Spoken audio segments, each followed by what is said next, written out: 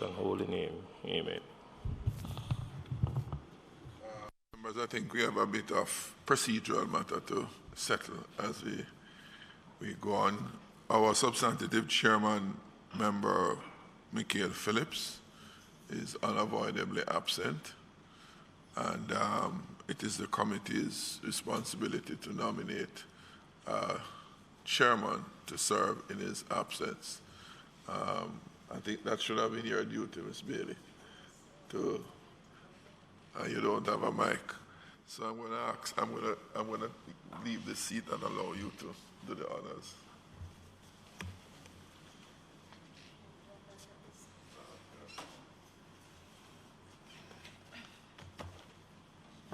Morning, members. In the absence of the chairman, Mr. Michael Phillips, I'm going to ask that you nominate someone to chair for today. I beg to nominate Mr. Jackson to sit in and deputize. Okay, do we have a seconder? Thank you. Mr. Jackson, you have been duly nominated.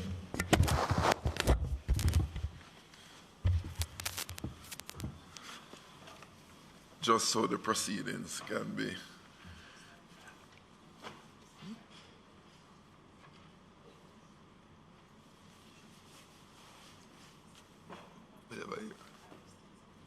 as usual. A little bit of usual mystery making on the part of the member from West Rural. Let me welcome everyone here. We have members, welcome back. A couple of faces I haven't seen in a little while. Good to see you all back. We have this morning with us to consider the first supplementary budget, which has been tabled last week. And as we all are aware, the Financial Administration and Audit Act does require that the supplementary budget be subject to review by the PAAC. And that is the basis of our being here this morning to carry out that exercise. And we have before us, with us this morning, the Minister of Finance leading the team, together with the Bank of Jamaica. The governor is here, the PIOJ, Dr. Henry, and his team, and of course, our PS, Ms. Morrison, and her team from the Ministry of Finance. In addition to those ministry and the two entities, there are a number of ministries that really represent the chunk of the allocations or reallocations in the supplementary budget that we'll be hearing from this morning, namely the ministries of National Security, Health and Wellness, Economic Growth and Job Creation, Education, Youth and Information, Local Government and Rural Development, and the Ministry of Labor and Social Security. So to lead off, as usual, we'll ask Morrison,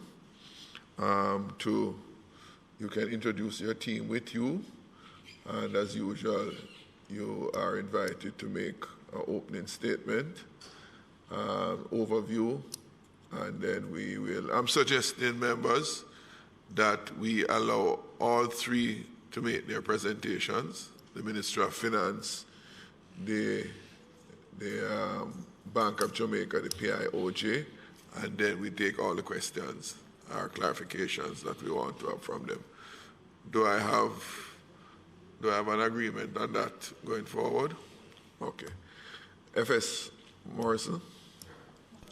Sorry, please, Member Enriquez. Yeah, Chairman, sorry, maybe I missed it, and my apologies. Oh, please. Yes. Right. No, that's not an oversight on my part. Okay. It's an agenda item.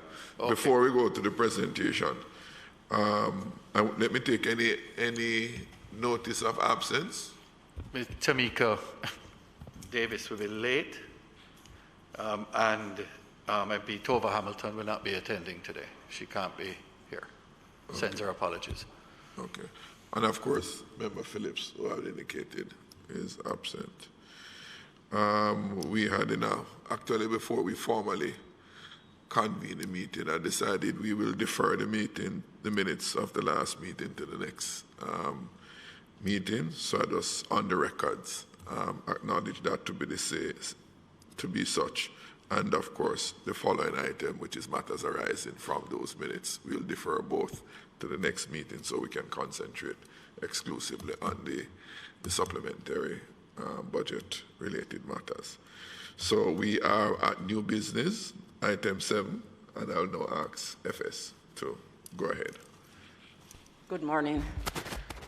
With me this morning from the Ministry of Finance is Deputy Financial Secretary Loris Jarrett, Deputy Financial Secretary Diane Black, Principal Director Trevor Anderson, and Mrs. Cheryl James, representing Deputy Financial Secretary of the Public Enterprises Division. Given that the Bank of Jamaica and the PIOJ address the macro framework essentially chair, can I suggest that they do their presentations first, and then we will do the fiscal, what is mainly the fiscal side. The governor and the PIOJ. Mm-hmm.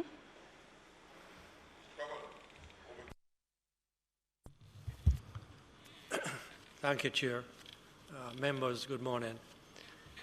With me today is Senior Deputy Governor and the Deputy Governor Robert and Wayne Robinson. I wanted to just make some remarks quickly, about 10 minutes or so, and then we can have questions at the end of all of these presentations. The COVID-19 pandemic continues to be a major challenge for economic activity, both here in Jamaica and across the globe. The economy is nonetheless showing signs of recovery. Foreign reserves are robust, and the financial system remains sound.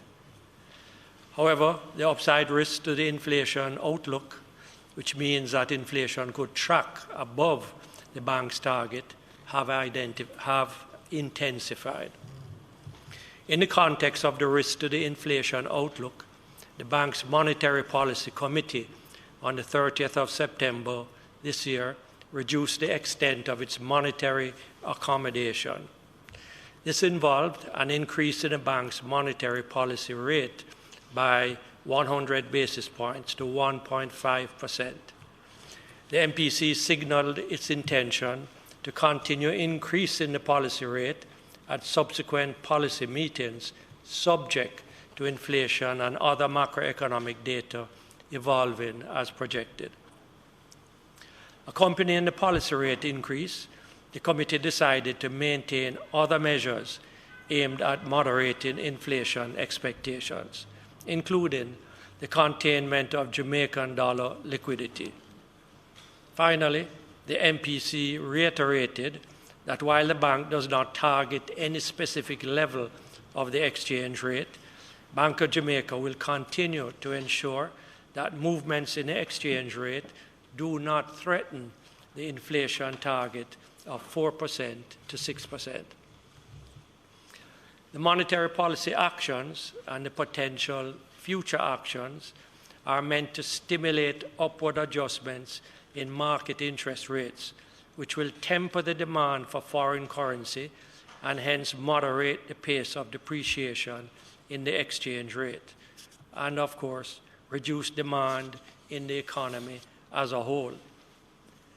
The Jamaican economy is nonetheless on track for a partial rebound in financial year 21-22 from the effects of the COVID-19 pandemic.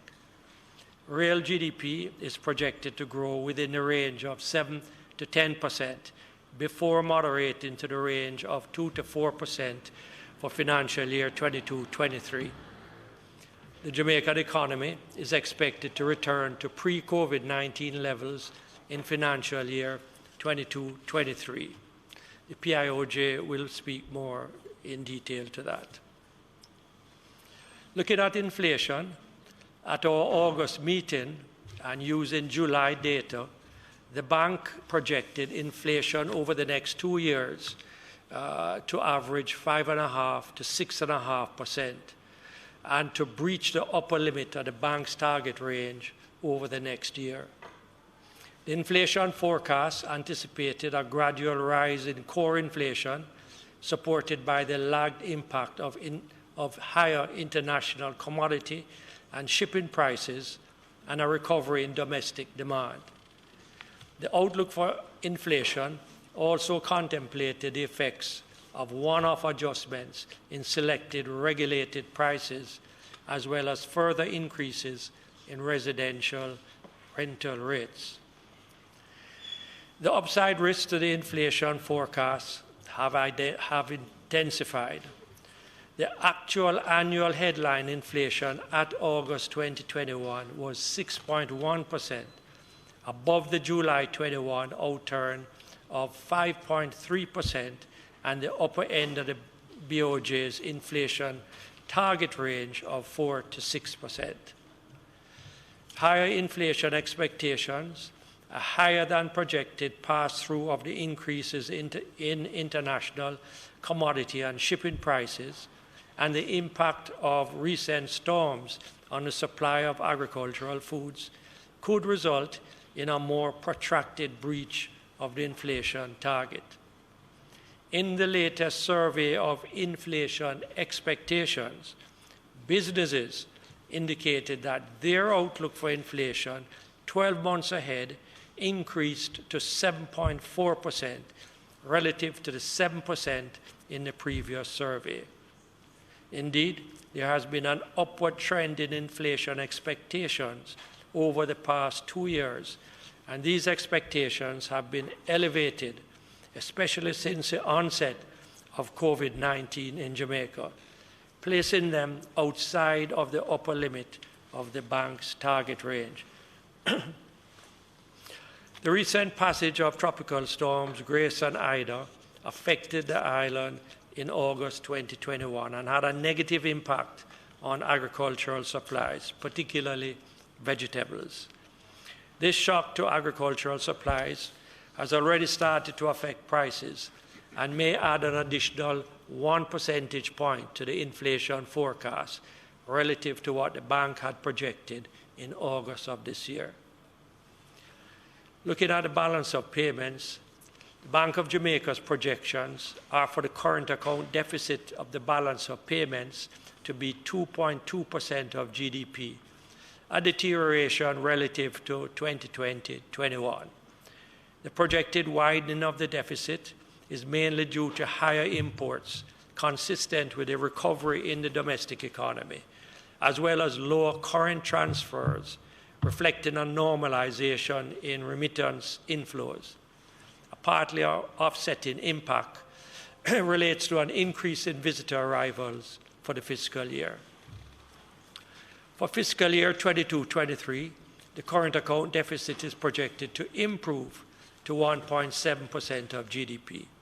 The outlook for 22-23 is predicated on continued growth in visitor arrivals, the impact of which is projected to be partially offset by a widening of the merchandise trade deficit, as well as a lower remittance inflow.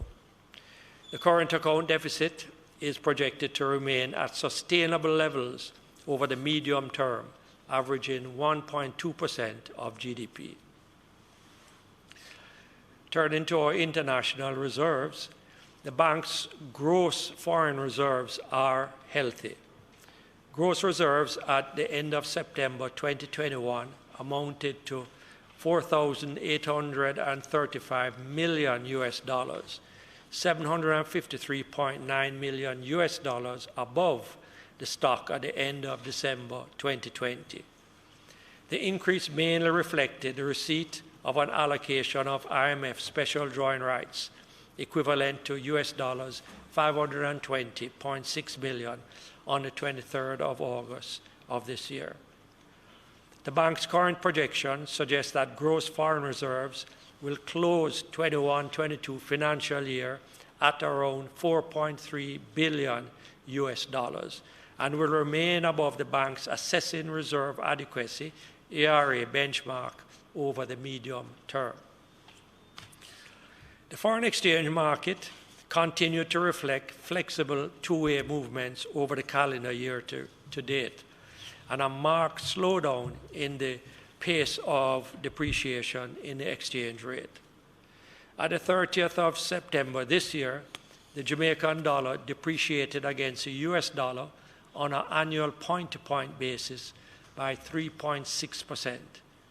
This compared with a point-to-point depreciation of 5.1% at the end of September last year. In the context of intermittent disorderly conditions in the foreign exchange market, Bank of Jamaica conducted 11 flash sale operations for the calendar year to September of this year, which cumulatively amounted to $248.8 million US. During this period, the bank also sold foreign exchange directly to the energy sector and other market participants, provided foreign exchange swaps, and offered US dollar index bonds to investors seeking to hedge against future movements in the exchange rate. Since the emergence of the COVID-19 pandemic in March 2020 and to the end of September 2021, liquidity support by Bank of Jamaica has been in excess of US $1.5 billion, or about 11.5% of GDP. Turning to the financial system, the domestic financial system was adversely affected by the COVID-19 pandemic, but continued to manage the crisis well. Business lending continued to grow at a slower pace at July 2021 of 8.4%, compared with a 12% growth recorded at December 2020. Personal loans grew by 9.6% at July 21, relative to growth of 8.7% at December 2020. The quality of the DTI loan portfolio remains fairly stable, with a ratio of non-performing loans to gross loans at July 2021 of 2.8%, broadly consistent with a ratio at July 2020. The ratio of past due loans to gross loans improved to 5% as of July 21, compared to 6.4% at July 2020. The deposit-taking institutions, DTIs, are well capitalized and retain adequate liquidity to allow them to withstand shocks. Just as some conclusions, the COVID-19 pandemic has had a significant impact on Jamaica, despite substantial mitigating measures that were put in place. While there remains significant uncertainty about its prospects, the economy is showing signs of recovery. Foreign reserves are robust, and the financial system remains resilient. However, the upside risk to the inflation outlook has intensified, which has led the Bank of Jamaica to commence the reduction in its monetary accommodation. Thank you, Chairman. Thank you, Governor Biles. We'll just go straight to PIOJ. Some members will just hold their questions at their hands are beyond. Chairman and committee members, colleagues, good morning. Accompanying me today from the PIOJ are Mr. Hugh Morris, our Director of Modeling and Research in Economic Planning and Research Division of the PIOJ, and Ms. Nyasha Garraway, who is the Director of Macroeconomy and Trade Unit in the Economic Planning and Research Division. My presentation captures Jamaica's most recent economic performance, with a focus on the real economy. As also included is a brief look at the labor market performance, after which I'll conclude with our short-term prospects. For fiscal year 2020-2021, for the last fiscal year, the Jamaican economy contracted by 11%. This downturn reflected the drag of COVID-19 and associated containment measures implemented both locally and internationally. These measures limited or completely halted international travel, restricted the movement and congregation of people, and constrained opening hours of businesses. As a result, there was a reduction in output and employment levels, particularly in the services industry. For GDP performance for the April to June 2021 quarter, entering the current fiscal year, economic growth of 14.2% was recorded for the April to June 2021 quarter. This outturn was the largest year-over-year quarterly growth rate ever recorded. It was also the first quarter of growth since July to September 2019. This 14.2% should be viewed within the context of the 18.4% contraction recorded for the similar quarter of 2020. Growth during the quarter resulted from the gradual reopening of the economy relative to the partial lockdown conditions that existed during the similar quarter of 2020. The outturn for the quarter would also have reflected the population's greater understanding and adjustments in creating a balance between handling the health crisis while continuing productive activity.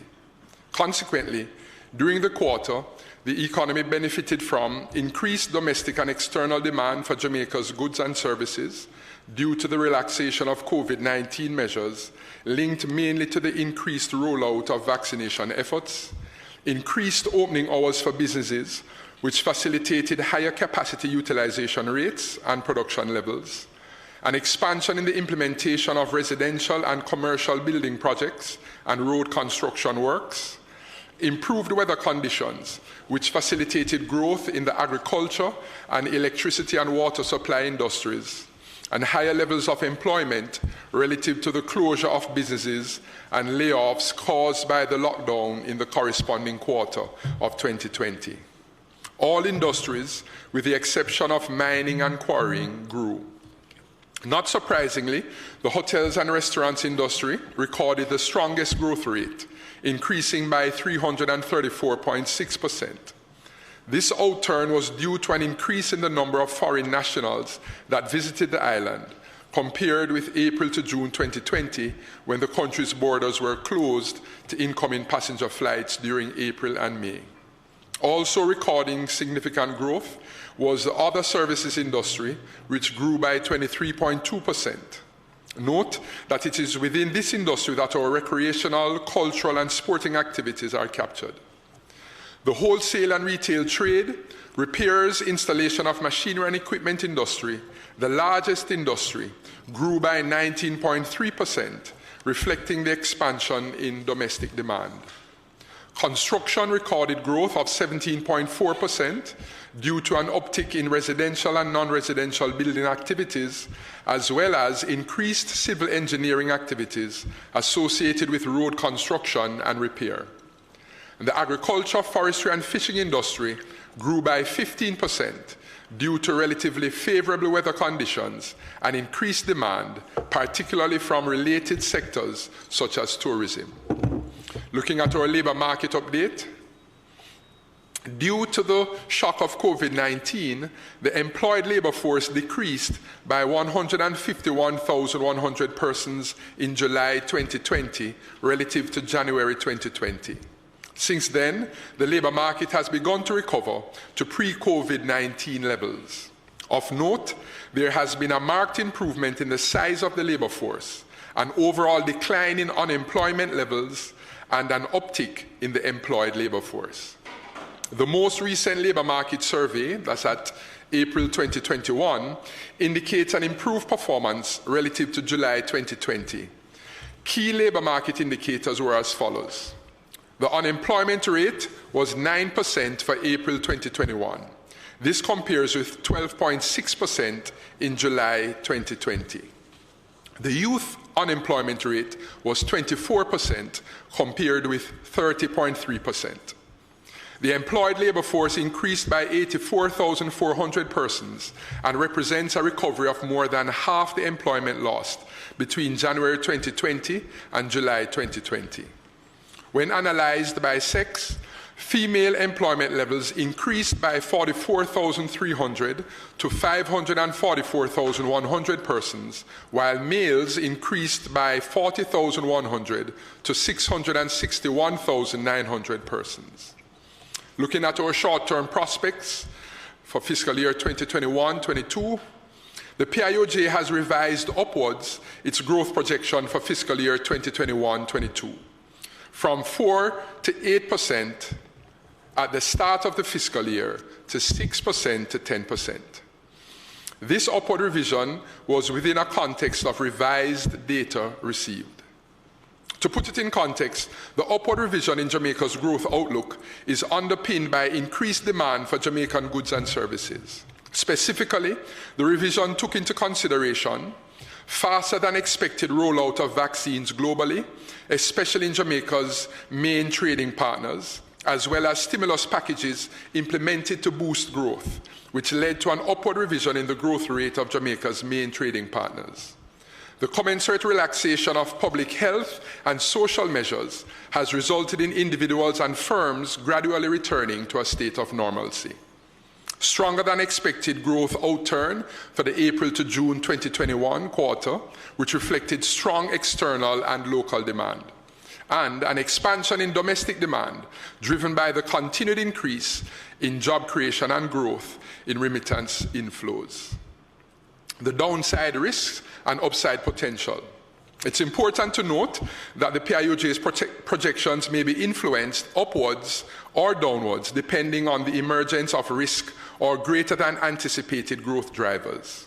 Among the risks which skew the outlook to the downside are persistent vaccine hesitancy, new and more fatal variants or a spike in the COVID-19 cases, which may lead to the re-implementation of more restrictive public health and social measures, weather-related shocks and their negative impact on the agriculture and electricity and water industries.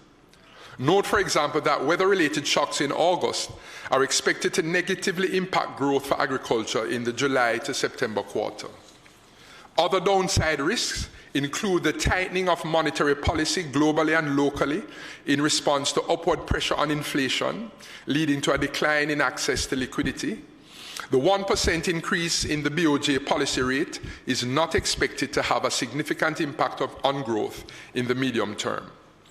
On the positive side, factors which may foster greater than anticipated growth include increased availability of funds, especially to micro, small, and medium-sized enterprises, MSMEs, allowing them to reopen and remain productive during the pandemic, a faster than expected return to normalcy as a result of greater than expected vaccine rollout globally and locally, stronger than expected increase in demand from Jamaica's external partners, especially Jamaica's main trading partner, as a result of stimulus packages, and faster than expected refurbishing and upgrading of production plants, especially in the mining and quarrying industry. Thank you. Thank you. FS? Okay, good morning again. So I'm presenting on both the fiscal policy paper, 2021-22, and the first supplementary estimates. So to begin with the fiscal policy paper, the fiscal year 2021-22 fiscal policy paper interim report, which was tabled in Parliament on September 28, 2021, provides an assessment of the macro-fiscal outturn for the year and macro-fiscal performance for the first quarter of 2021-22. In the case of the fiscal figures, we have used the first 4 months, which is April through July. The paper also outlines the first supplementary estimate along with the fiscal outlook for the medium term. The key points of the interim fiscal policy paper will be highlighted. Well, I'm going to just run back over some of what has already been said with respect to the real GDP. This declined by 11% for the last fiscal year. The decline was marginally better than projected 11.6% and is attributable to declines across all sectors of the economy with the exception of construction. Inflation remained within target range with an annual inflation rate of 5.2%. Net international reserves remain strong, and the debt to GDP ratio at end March stood at 109.7%. Central government operations in fiscal year 2021 were undertaken within the context of the COVID-19 pandemic, which resulted in revenue and grant flows as well as above-the-line expenditure being below both the original budget and the third supplementary budget.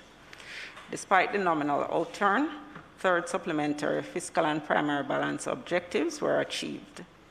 The fiscal balance registered a deficit of 3.1% compared to the targeted deficit of 4%, while the primary balance registered a surplus of 3.5% compared to the objective of 3%.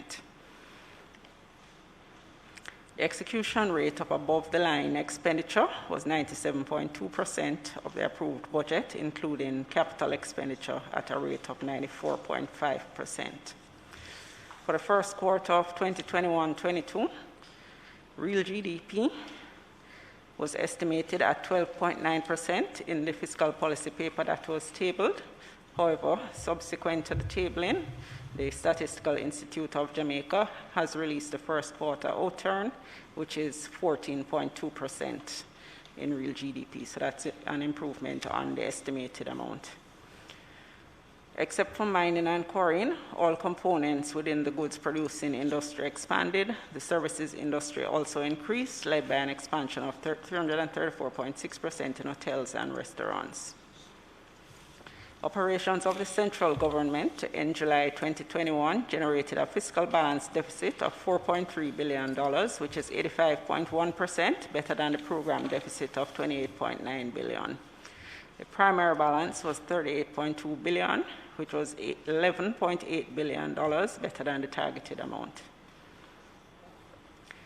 This fiscal performance largely reflected the strong performance of tax revenue. Revenue and grants were ahead of budget by $17.3 billion or 8.3%, driven mainly by tax revenue, which was $17.1 billion better than target, and $32.7 billion or 22.8% above the corresponding period of fiscal year 2021. The higher than targeted collection was due to the above budget performance of international trade, income and profits, as well as production and consumption, with international trade overperforming by 20.7%. Non-tax revenue at $45 billion fell short of budget by $2.3 billion or 4.9%. Grant receipts of $3.1 billion were above budget by $1.7 billion, largely due to the inflow of US $13.3 million in July 2021 under the Global Risk Financing Facility grant agreement between Jamaica and the International Bank for Reconstruction and Development to finance a catastrophe bond premium. Capital revenue for the period was $778.2 million. Above the line expenditure totaled $229.8 billion, which is 3.1% less than budgeted, and comprised recurrent expenditure of $209 billion and capital expenditure of $20.8 billion. Recurrent expenditure was $5.3 billion or 2.5% lower than budgeted, reflecting lower than planned recurrent program spending and compensation of employees. Compensation payments were impacted by the delays in settling wage negotiations for the current fiscal year. This below budget performance was partially offset by higher than budgeted interest payments, spending on capital of $1.45 billion. Spending on capital programs was lower than budgeted by $2 billion or 8.9%. Amortization payments of $53.7 billion were above budget by $1.6 billion or 3.1%. And this was mainly due to higher external principal payments. The projected outturn for fiscal year 2021-22 and the medium term. So just to repeat, the current medium-term fiscal profile reflects updated projections that are consistent with the adjustments to the medium-term macroeconomic forecast. The revised macroeconomic assumptions for 21-22, which were included in the FPP, are real GDP expansion of 9%, and this is up from 5.2% at the start of the year. Annual inflation of 6.5%, up from 5.1%. Average oil price of US $69 per barrel, and this is up from 45.6 US dollars. And total imports increasing by 29.3% relative to 2021, and this is up from 19.5%. The central government revenue and grants. Revenue and grants for 21-22 are currently projected at $706.2 billion. That's 31.7% of GDP and represent an increase of $33.5 billion or 5% more than the approved budget. The tax revenue at $602.2 billion accounts for the largest share of the increase, with an estimated additional inflow of $29.7 billion.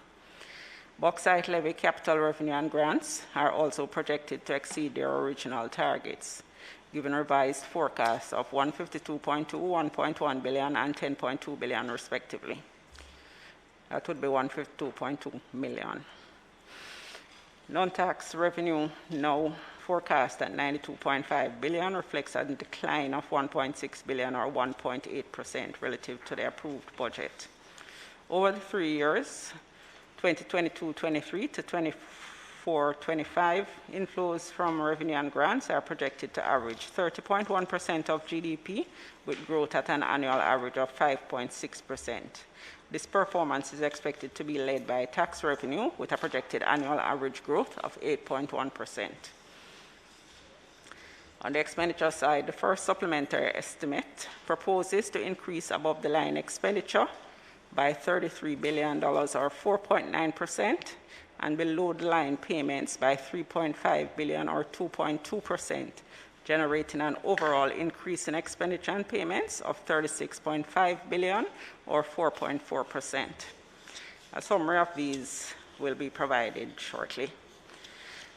For the self-financed public bodies, the group of self-financed public bodies is programmed to generate an overall balance deficit of $148.8 million for the year. This, however, is subject to change given the mixed operating results that have been experienced up to end June. The entity's operating results have varied given that the underlying assumptions regarding the impact of COVID-19 have largely not been met. The fire, which damaged the powerhouse at the Jamaica plant, will impact the financial outturn for CAP for the fiscal year. The full extent of the impact was not yet determined, and therefore the impact of this event on the performance of the group of self-financed public bodies could not be estimated prior to tabling of the IFPP. But we do expect it to impact at a potential second supplementary. The government launched a catastrophe bond in July 2021. The country became the first small country in the world and the first Caribbean government to independently sponsor a catastrophe bond. The bond was issued under the World Bank's Capital at Risk Notes program, which is used to transfer natural disaster and other risk from sponsoring countries to the capital markets. This bond will provide the government of Jamaica with financial protection of up to US $185 million against losses associated with named storms for 3 Atlantic tropical cyclone seasons up to December 2023. On the social and economic recovery with vaccines for Jamaica program, the program, as you're aware, is designed to respond to the challenges posed by COVID-19 and to facilitate timely recovery from the COVID-19 pandemic and its effects. The government proposes to increase the allocation to the Serve Jamaica program from approximately $60 billion to approximately $75.6 billion through the first supplementary estimates. And this reflects an increase of $15.6 billion. This increase includes $5.3 billion for targeted COVID-19 related social intervention initiatives to cushion the impact of the continuing pandemic on the most vulnerable members of the population. Also included is $10.3 billion in increased allocation to the health sector. All right, so on the first supplementary estimates in terms of the details for the expenditure, the first supplementary estimates for fiscal year 2021-22 provides for total central government expenditure of $867.3 billion. And this is comprised of non-debt above the line expenditure at $568.8 billion, public debt service at $280.1 billion, and non-debt below the line expenditure at $18.4 billion. This represents an overall increase of $36.5 billion in expenditure and payments over the approved budget. Non-debt above the line recurrent expenditure reflects a net increase of $27.5 billion, or 5.6%, of which $7.4 billion is for compensation of employees and $20.1 billion for recurrent programs. So still under the non-debt above the line recurrent expenditure, which is where most of the adjustments have been made. We have an allocation to the Ministry of Health of $10.3 billion, or 37% of the increase. Of this amount, compensation of employees, this is Ministry of Health, was increased by $4 billion, and recurrent programs by $6.3 billion. The allocation to the Ministry of Health and Wellness is primarily due to intensification of the COVID-19 pandemic in the country, leading to an increase in hospitalizations and overcrowding of institutions. The Ministry of Health and Wellness's response to the COVID-19 surge required the establishment of field hospitals to increase the number of beds available, the operation of several quarantine facilities, employment of additional staff, and payment of a risk incentive of $3,000 per day for persons who work in COVID-19 high-risk environments. Also included in the Ministry of Health and Wellness's additional allocation for compensation is $500 million to meet outstanding gratuity payments to medical doctors employed on contract in the regional health authorities.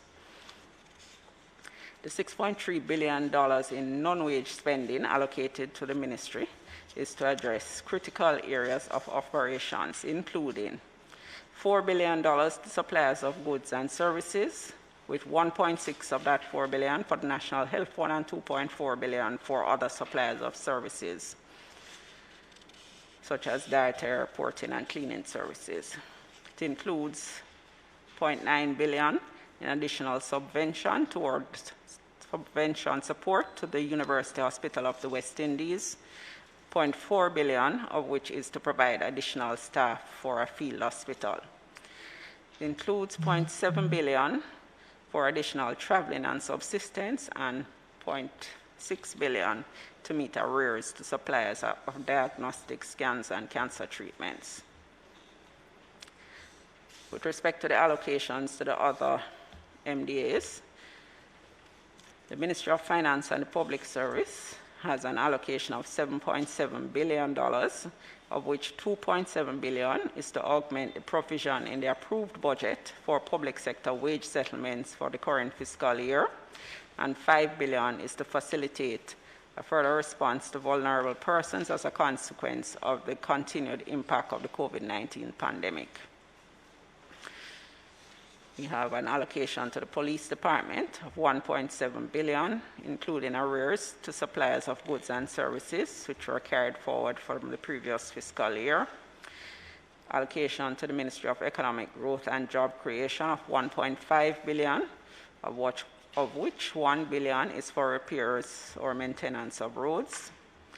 Allocation to the Ministry of Education, $1.4 billion to provide additional subvention to the University of Technology. Allocation to the Ministry of National Security of $0.975 billion, approximately $1 billion, which includes $0.6 billion representing the value of a grant from the Japanese government for the acquisition of patrol boats.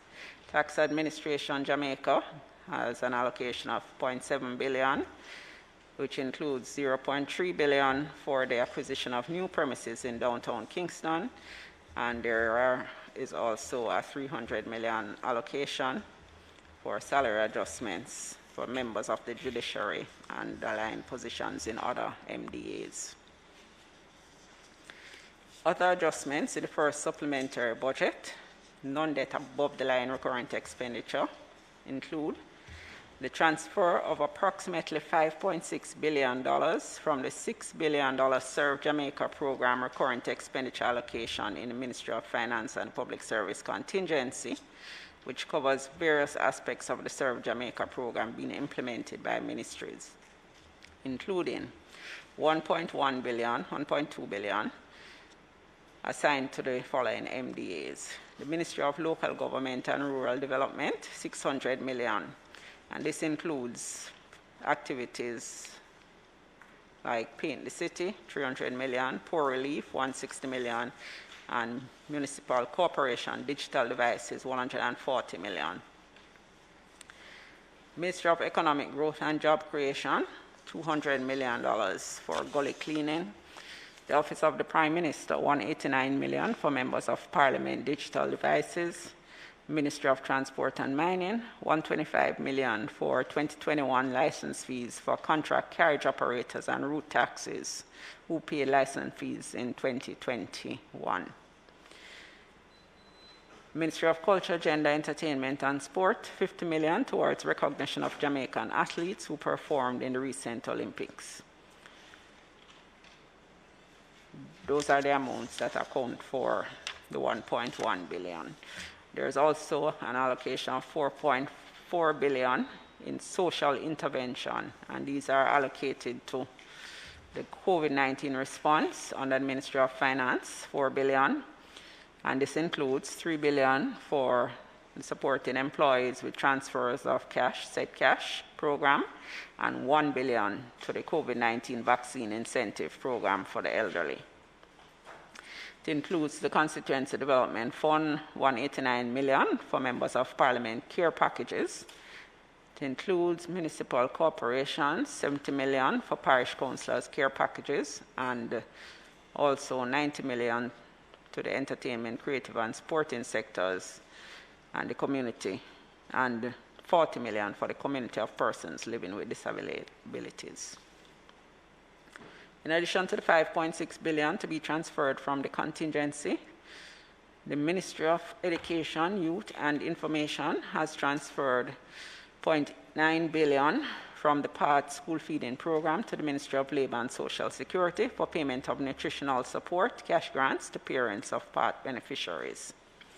On the capital side, approximately 7.5 billion in additional support has been allocated to projects in the following ministries through reallocations based on their capacity to utilize the additional resources before the end of the fiscal year. Ministry of Economic Growth and Job Creation, Southern Coastal Highway Improvement Program, 4.5 billion.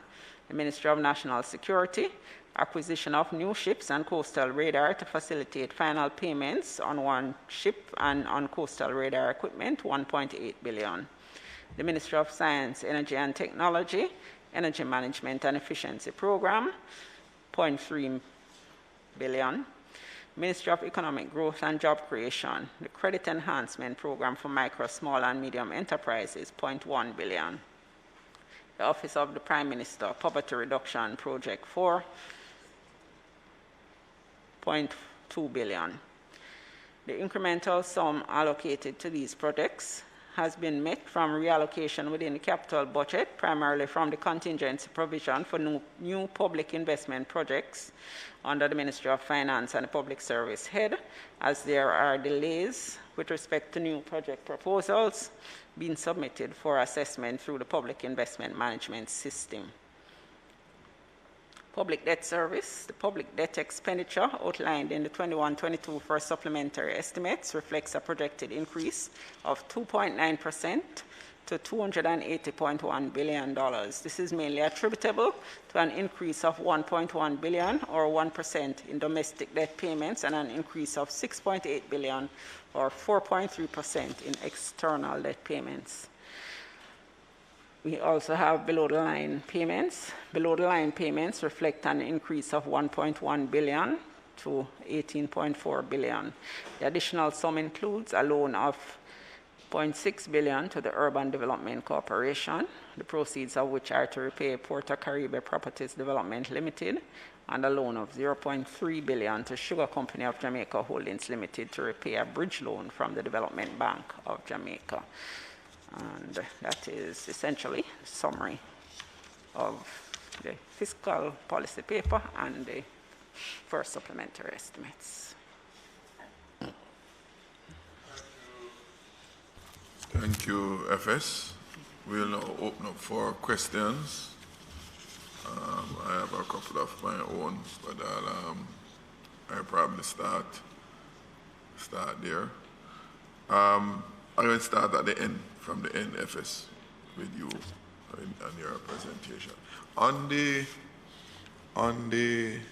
debt payment increase that you referenced earlier on, just a moment ago, the last point you made.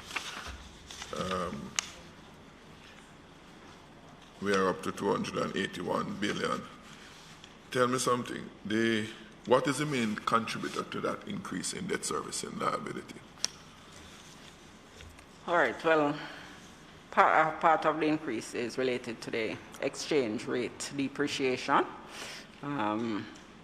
basically in terms of the impact it has on the payments that we need to make, given that approximately 60% of the debt is denominated in foreign currency. So where we had payments that were due, they were impacted by the level of depreciation that we have experienced. That's about how much? What, 5 billion? Yeah. May I add to the chairman's question? My knowledge may be weak on this matter. The projections for the budget, do you incorporate an estimated foreign exchange rate that would take us into next fiscal? So our budgeting for interest payments would be at some given exchange rate, and then our experience is that it is not so, and you're required to do these amendments. Do you keep this rate internal to the Ministry of Finance?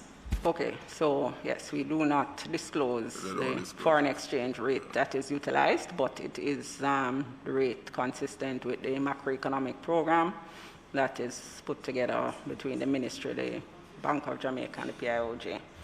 So yes, we would have estimated a rate, but to the extent that that is not what materializes, then we have differences. But while you had further to member Owen's question, I know it's a practice that you don't divulge the exchange rate that the projections are predicated on. But with that level of adjustment up to 5 billion, it means that the depreciation of the Jamaican dollars will now pump up the difference, the additional amount that you have to use to finance those payments. Mm-hmm. So I think member Owen's question is that the projections are off in a significant way, but how you reconcile the projection of the exchange rate that you use and the accompanying depreciation of the Jamaican dollars. And just added to that in responding, I'm wondering for the public, the extent that COVID itself, both our experience here locally and just our participation internationally in terms of imports and our other bilateral arrangements, what would COVID have contributed to the depreciation in our foreign exchange? Thanks, Chair. If I may first. So your name, so that the answer can. Wayne Robinson, Senior Deputy Governor. the bank. But let me start first with Member Holness's last question, because I think that provides the appropriate context. With the onset of COVID, of course, we would appreciate that would have a significant fallout in one of our major sources of foreign exchange, which is tourism as well.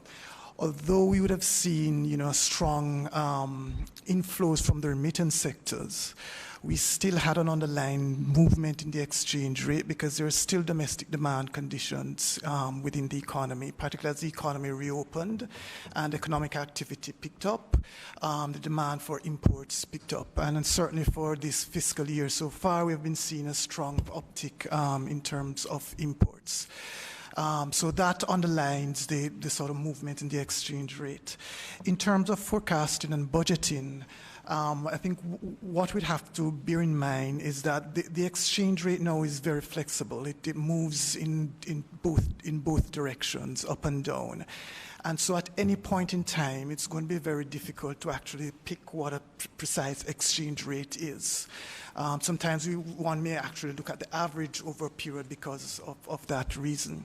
But because the exchange rate is fluctuating, which is what a market-determined exchange rate does, you'd find that it becomes very difficult to predict at any given point in time what the exchange rate should be or would be.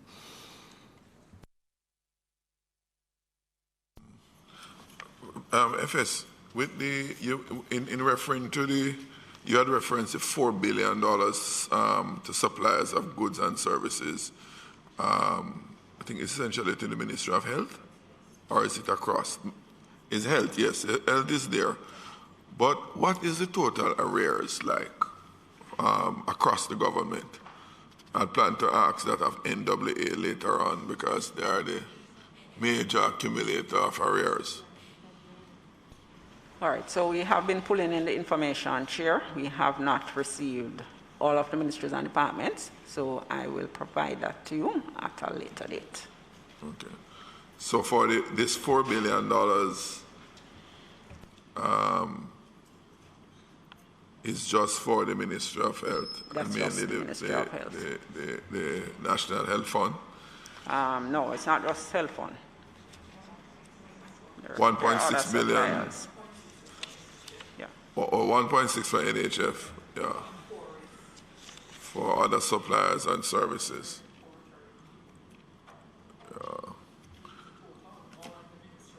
Yeah, and I guess I'll ask the Ministry of Health later on, because for us, one of the important questions that we want to know is the extent to which this affects service delivery in the institution on a day-to-day basis. And the $4 billion, what is the age of that debt?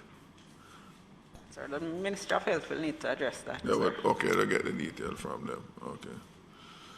But you will provide what the overall arrears across the whole public sector is. Okay. Chairman, I'm not getting that $4 billion for supplies is particularly for arrears.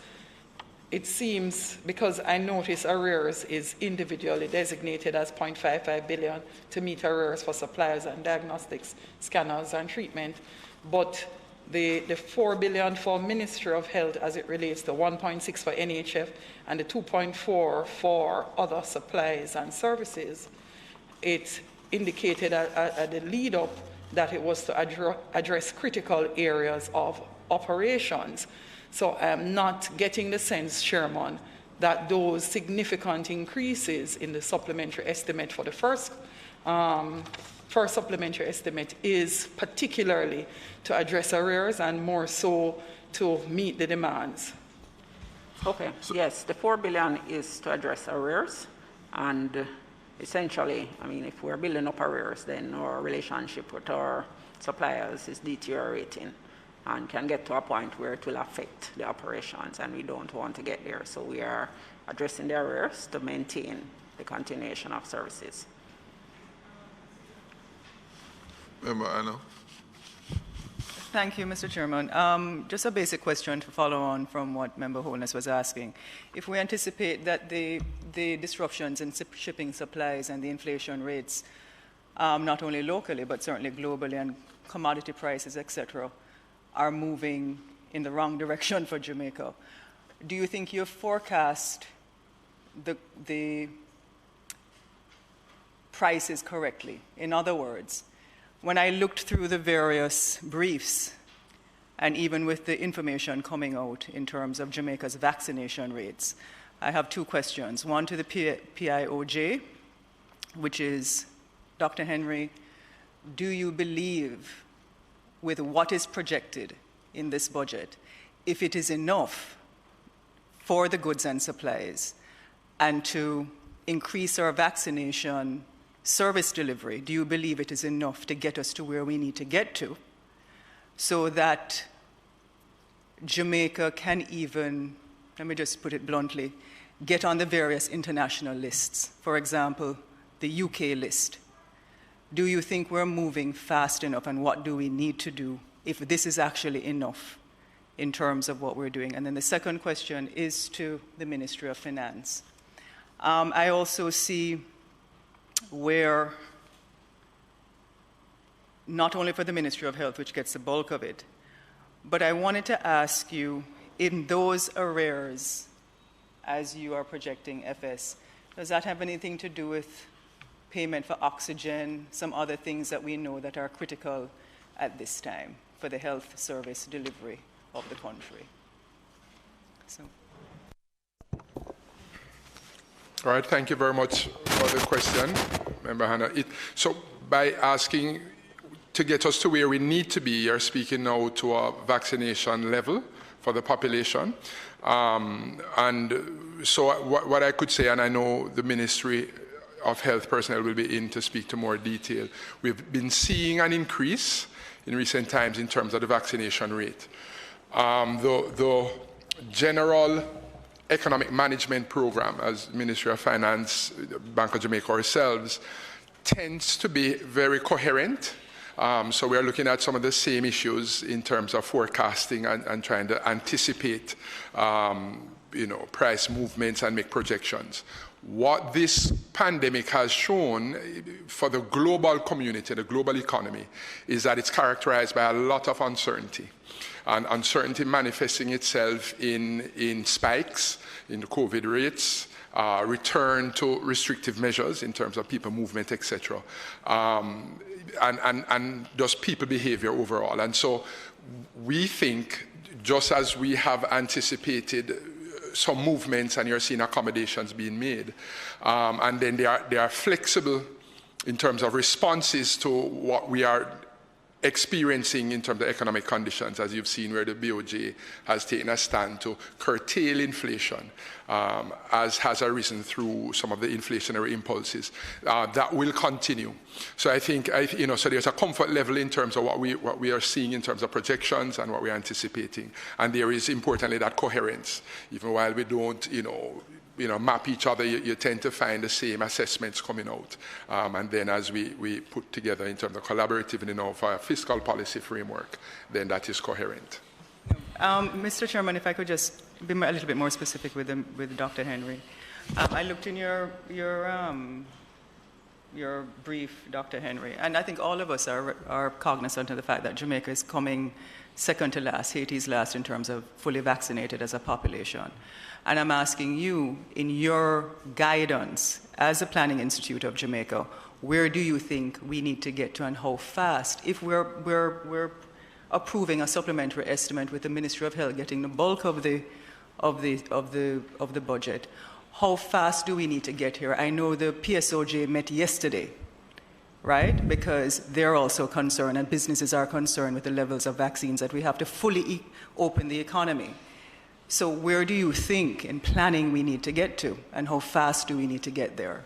And again, by fast, you're saying the vaccination rate. So the government has indicated a target for 2022 in terms of a level of vaccination to get to, and we are seeing efforts to ramp up. And so, as we've said, we've been seeing that level increasing in recent times, and of course part of the challenge is accessing the supplies. But I think encouragingly you're seeing the numbers going up in recent times.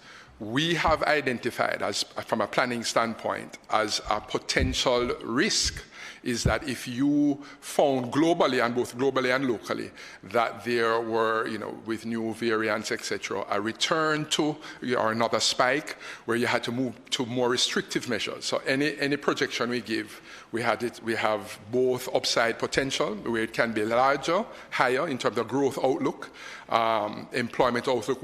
One of the encouraging things, just to answer the question in terms of as a country, directionally as a country is going. When we had the 2008 crisis, the financial and economic crisis in 2008 that lasted from about 2008 to 2012, it took us maybe 11 years as a country, Jamaica, to get back to pre-GDP levels, right, pre-crisis levels. In employment, it took us maybe 8 years.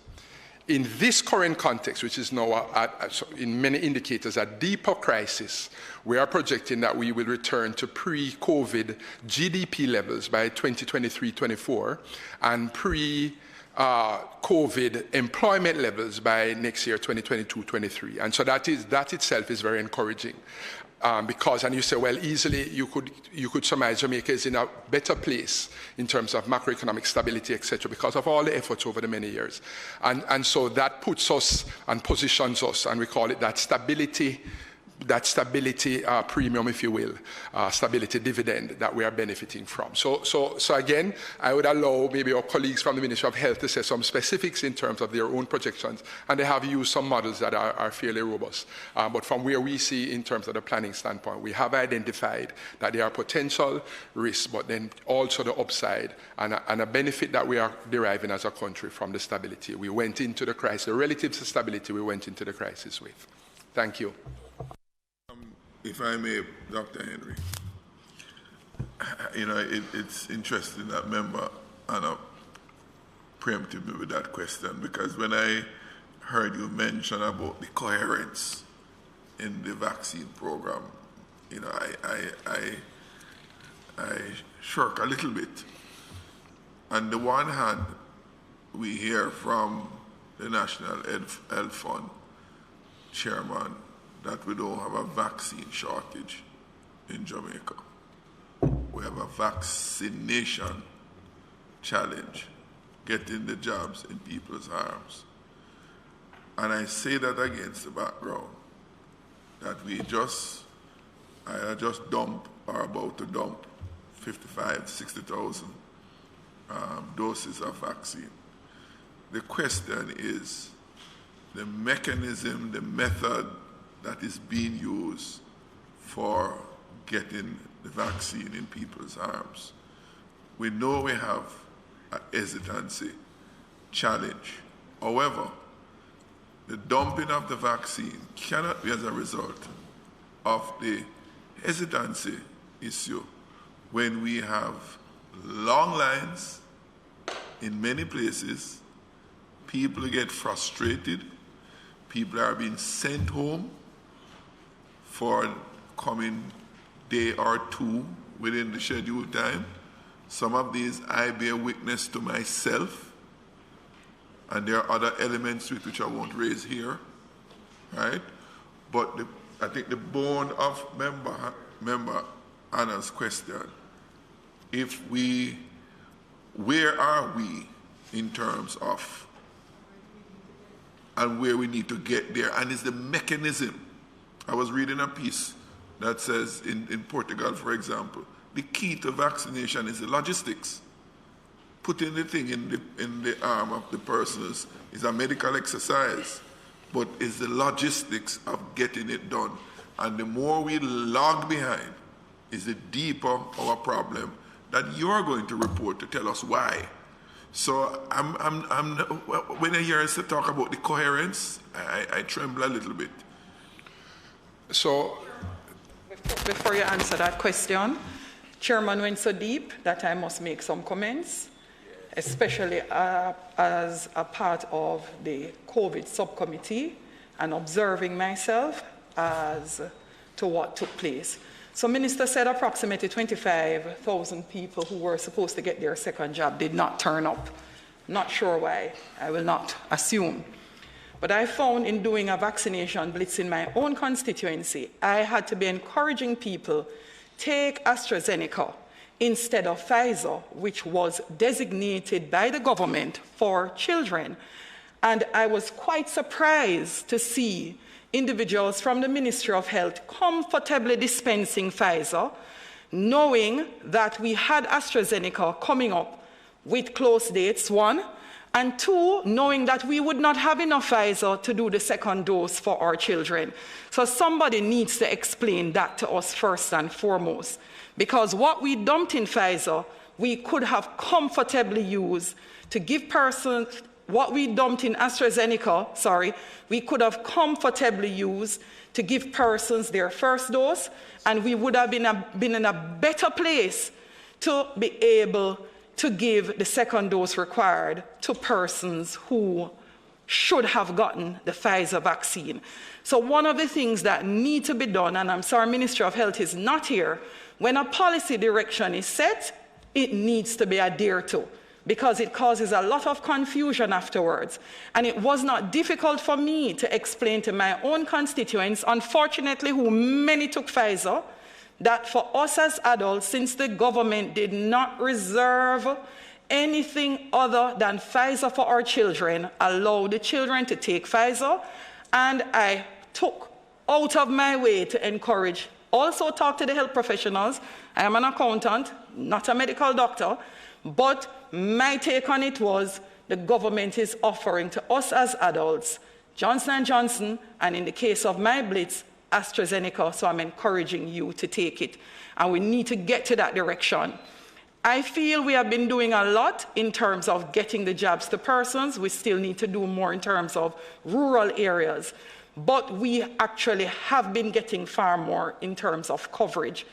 And with Johnson & Johnson being single jab, and from my understanding, and the Minister of Finance can tell us more, we seem to have bought a lot of Johnson & Johnson, which is coming.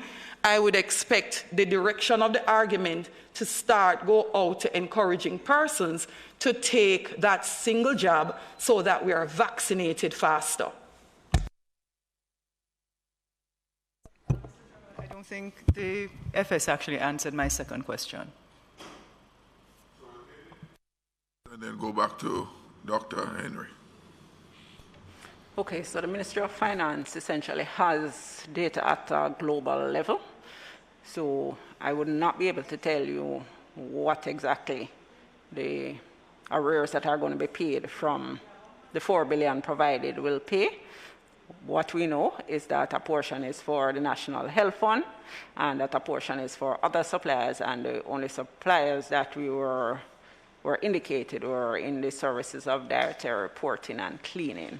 But the Ministry of Health should be able to give you more details. I'm sorry, I didn't hear your last part in terms of something on cleaning. Okay, dietary services, porting services, and cleaning services were among the places that would benefit from the payments. Yes. So 2.4 billion, yes, for the dietary reporting and cleaning, 1.6 billion to the NHF. Yeah. Okay. And we will get the overall arrears across the public sector. Yeah. No, she said she had promised that she'll supply it later. Dr. So thank you, Chairman. I think the discussions around the administration of the vaccine program and the rollout would best, I think, be directed to the Ministry of Health personnel as they have management and care of that program. But to answer the question in terms of incorporating the level of vaccination rollout and the level of the population that has been vaccinated and impact on the planning framework as it is. We have identified, as we say, we are seeing where the numbers are increasing in terms of vaccination numbers, but we have identified as a potential risk that if you were to find hesitancy, right, in terms of being prolonged or a return to restrictive measures because of a spike in the number of COVID cases. So it does come into our planning framework. In terms of the reason when we say in terms of optimism, as our growth forecast is up, as we have revised our forecast upwards, we've given a number of conditions that would have informed that. And I think importantly, why we use a metric of pre-COVID levels of GDP and pre-COVID levels of employment, because as we begin to think of the ongoing challenge of sustaining livelihoods, we look at that job creation and job pickup rate as very important. And so the government has designed a program, a widespread program to ensure enhanced social protection, a number of aspects of social transfers to mitigate the fallout that would come because of the COVID-19 pandemic. And the end game of that is to try to sustain livelihoods as jobs are created, as jobs are preserved, as transfers come, and even as persons who don't receive but others are spending from these mechanisms into the economy. The hope is that things will pick up in terms of economic activity, and we've seen and have had reason for optimism because of what we've seen so far. I have a question for you, Dr. Reid, on the labour market issue. I'm not so clear on the numbers, and at one point there was a net increase of 66. No, let me just find those numbers.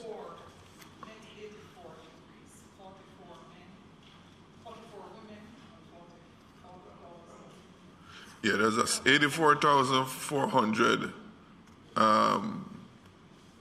increase, and then it said there is still a deficit of 66,000.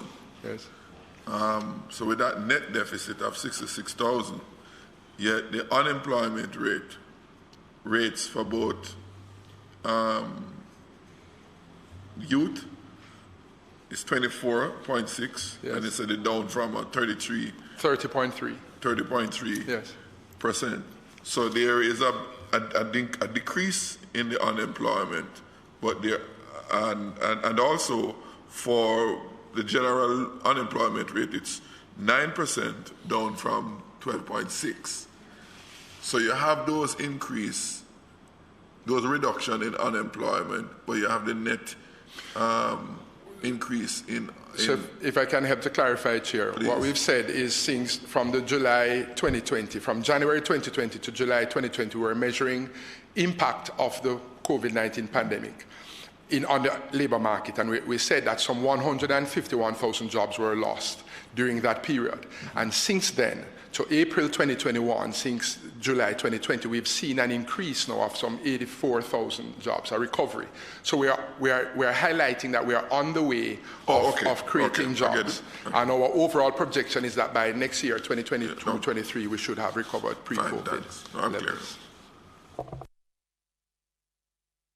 Chair, it was an observation of mine as well. I think for the listening public, it would be good for them to have an appreciation in a summarized way of where we're coming from, so they know that we would have had a decline in terms of our economic growth initially at about 11%, but we are recovering a little faster than we had initially projected. So persons are aware of that. People have also complained and wanted to know that the perception in the public's mind is that we are collecting enough taxes and we really haven't lost much revenue. That's actually what is out there on the road. People need to appreciate that we are recovering, yes, but we are not there yet. And as such, we will still have challenges with having to fund the health care element in the extent of as much as $10 billion more, and fund other government programs in being able, and I picked out the $5 billion extra going to social programs, I presume just like care. So some effort is still being made there, but Jamaicans cannot relax and figure that they do not need to get vaccinated, they do not need to go back to normalcy, because in not going back, all these gains will be reversed, and we are going to be at a place where we who have been able to pay public sector workers for the entire duration of COVID are in no better place than many other countries who could not pay their public sector workers.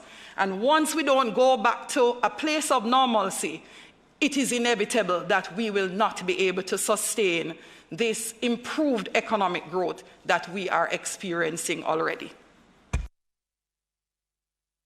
All right, so thank you for that, Member Holness. When we use those metrics, I think just to help to clarify that condition. So in the 08, and we just compare crises just to help to set the context and to make the point, that in the 08 crisis we lost, 90,000 jobs over a period of maybe 4 years.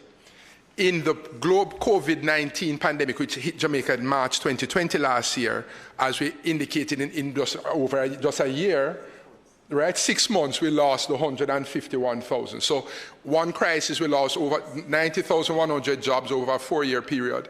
In this crisis, in a 6-month period, we lost almost twice as many in terms of the number of jobs. And so as we look at recovery rates, and I think the point Member Holness makes is an excellent point, because persons would say, as you compare year over year, the base would have been decimated because of the economic downturn and fallout.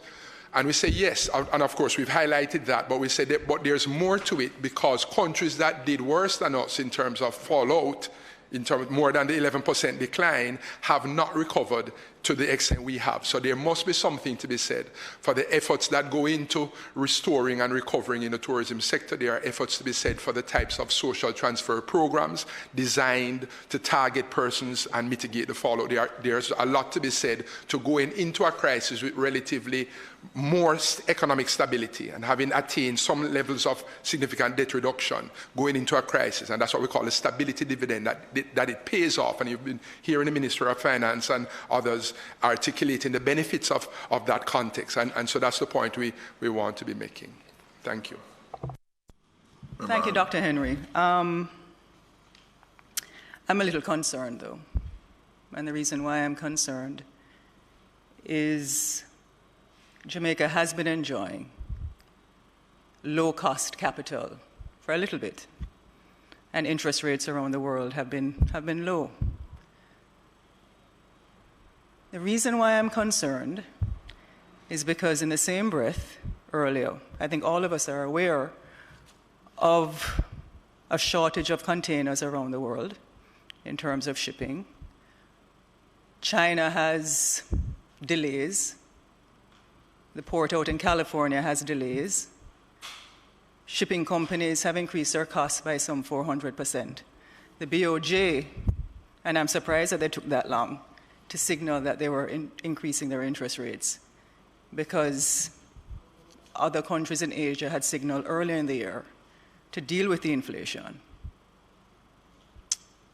The majority of the jobs have come back in construction in Jamaica, because a lot of people started to put their money in block and steel.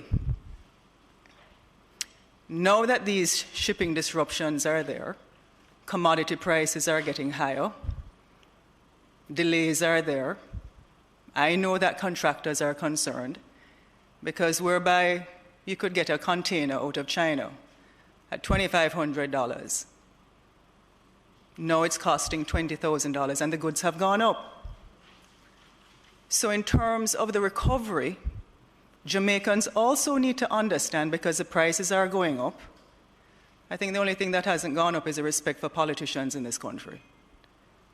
But the truth is, we're heading into a serious crisis in terms of prices, in terms of the interest rates, and that will impact on a number of things, because people don't purchase houses on the total cost of a house.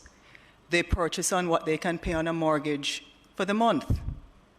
The United States has increased in mortgage rates. So when I talk about a forecast, it's all good and well, and I think everybody wants this country and this economy to recover, but we cannot only sell Kool-Aid.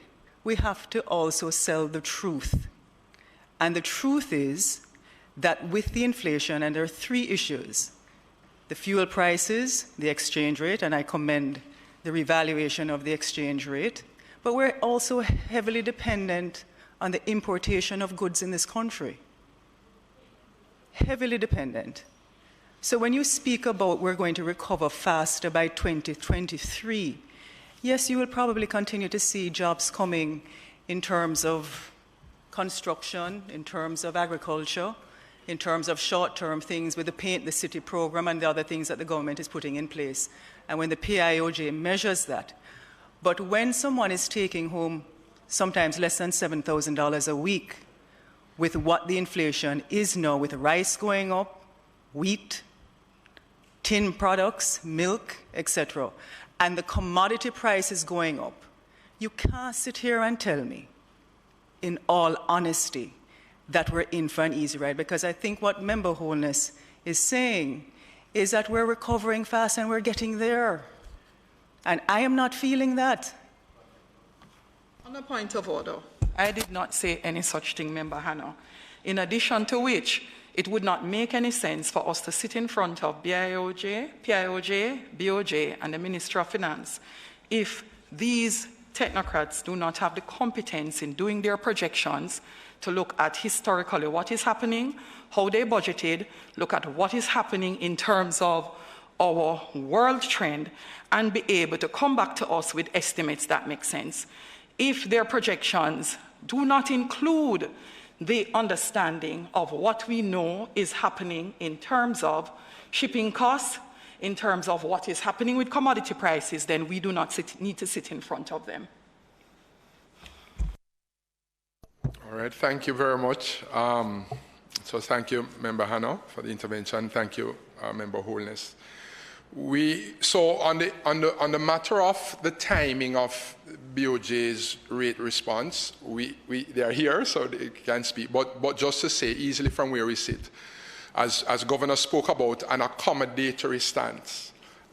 When economies are plunged into recession, as the global economy was because of the pandemic, the stance was to try to accommodate recovery by low rates. And so what people may think, as you said, why it took them so long to increase the rates, because you want to, as best as you can, stimulate the economy in a low-rate environment. And the good news is you can sense, and historically BOJ has been very, not knee-jerk, very thoughtful and how, coming back to the point of competence. And I think the market respects, but again, they are here, so, and easily, I won't give the impression if it sounded that way, I would say I have an easy ride. No.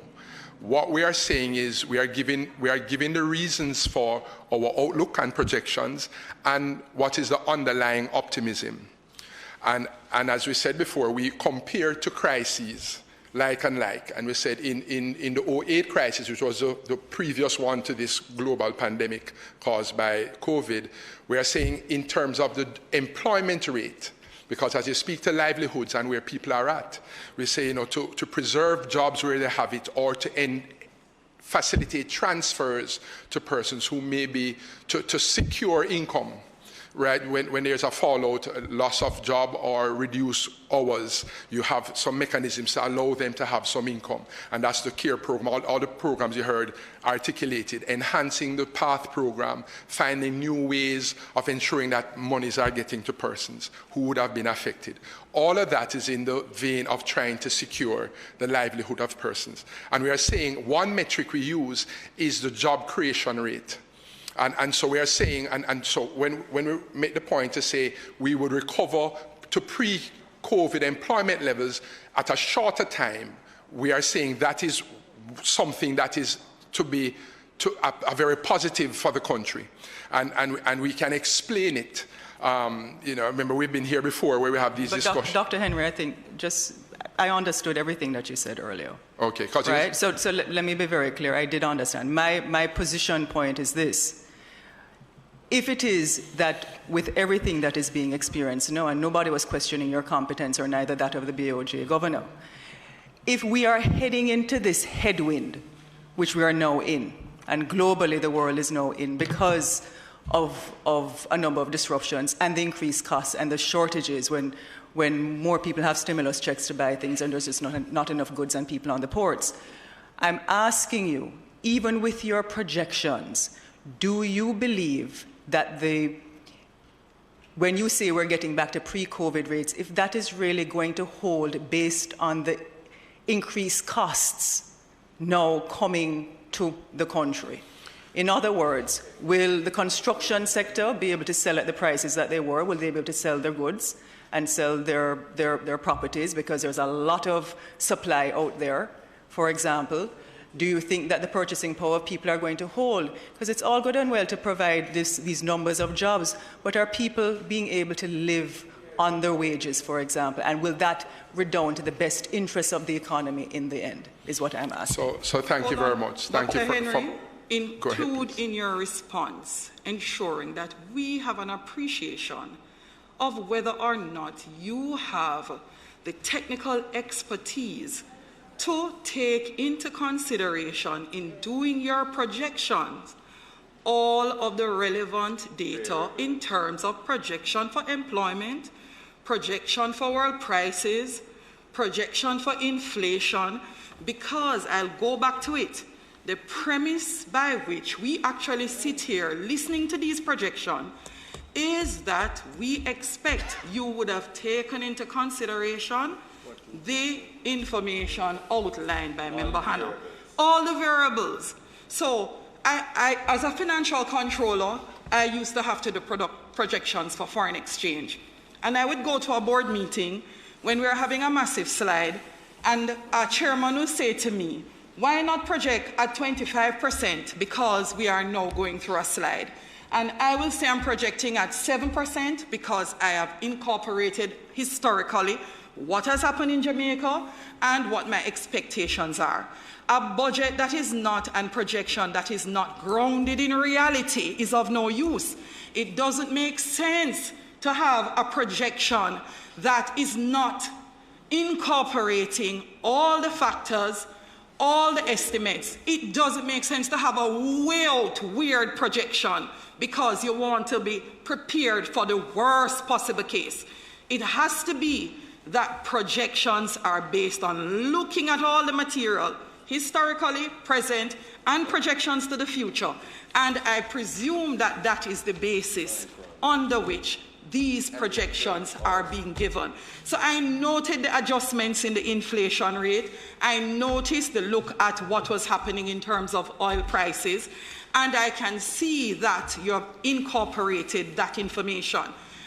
I am not of the view that, yes, it is all positive and rosy, but you have already indicated that in your first quarter, you are seeing the economy recovering faster than what you initially projected.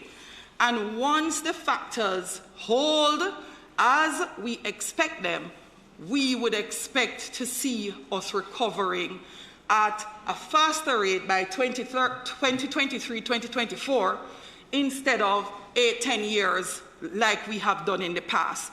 So I want to make sure we don't confuse Jamaicans. Projection before, and it has right, so I understand the amendments to the projections, and I do not want us to confuse and obfuscate what is being discussed here. All right, thank you very much. And so thank you for that, both members. Though we've said to the country, many times you've heard me commending those working with a very strong team at the PIOJ, a very competent and recognized internationally by our international partners. And so I won't take time to underscore that. But I think Member Hannah's point as she speaks of price increases, inflation, I think it's relevant from that standpoint because inflation will erode the ability of persons, what they have to purchase in terms of their purchasing power. And hence, the move by the central bank to move to an inflation targeting regime is underscored in terms of importance and the sound judgment of doing that. And then the mechanisms by which, in a very transparent way, they report to the country how they go about establishing mechanisms. There is now more transparency in the report of the committee that informs the rates and that will be made public, etc. You know, in all that is going on in the foreign exchange rate, again, they are here, so they can say, but that from where we stand, when I speak of policy coherence, I'm saying that as you look at real sector and the planning modalities from the PIOJ, as you look at monetary sector, as you look at the fiscal, there is that coherence, that robust, right, enabling and framework that is continually monitored and reported to the country. So I think, but the point is, if there's concern about the price, you know, inflationary impulses, you've heard the central bank articulate and their own forecasts and mechanisms for treating with the same. And that's what we say bring us a lot of comfort over the many years. So I think just to say we are comforted, I think, as a country that we have the mechanisms in place where we are monitoring these things and we are very much aware. Dr. Henry and Mr. Biles, just a follow-up to ensure that we very clearly understand. My observation has been that you have been doing projections. I've not been a member of Parliament for long, but I've observed the projections and the policies coming out of BOJ, projections by PIOJ. So far, a lot of these projections we have been able to outpace as a country. So I always got a sense that there was some level of conservatism from the Ministry of Finance and the PIOJ, BOJ in terms of these projections. In your estimation, could you say to me whether or not you would consider yourself to be more cautious in your projections or overly liberal in your projections and starry-eyed? Thank you for that. We are by no means overly liberal. We would say, cautious.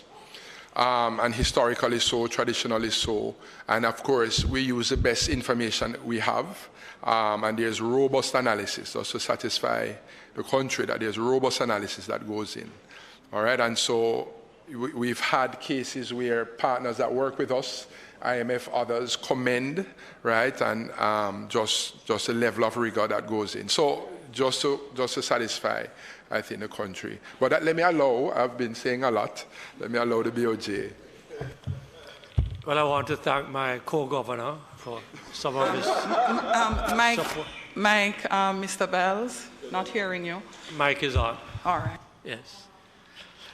So at any point in time, the data that we have, we use it. It's not to say that in the near future or medium term, some of that data doesn't change. And there have been instances where we have been surprised by outcomes. Sometimes better than we expect, sometimes a little worse than we expect. But within Bank of Jamaica, to the best of our professional ability, we use the data that we have to make the projections that we do.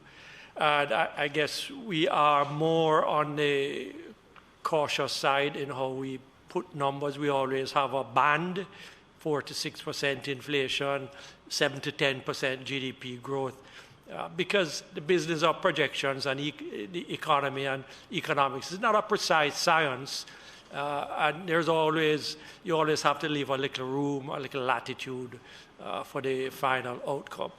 But I think the important point is that to the best of our ability, with the data that we currently have, we make those projections, knowing that life will unfold and may prove us to be a little wrong on one side or the other side. Member Morrison, you wanted to make an introduction. Thank you so much, Chair. And like Member Holness, I'm going to ask a number of questions, taking into consideration that we have people who are watching who may not be able to understand many of the technical terms that we are using here, or even the language of finance.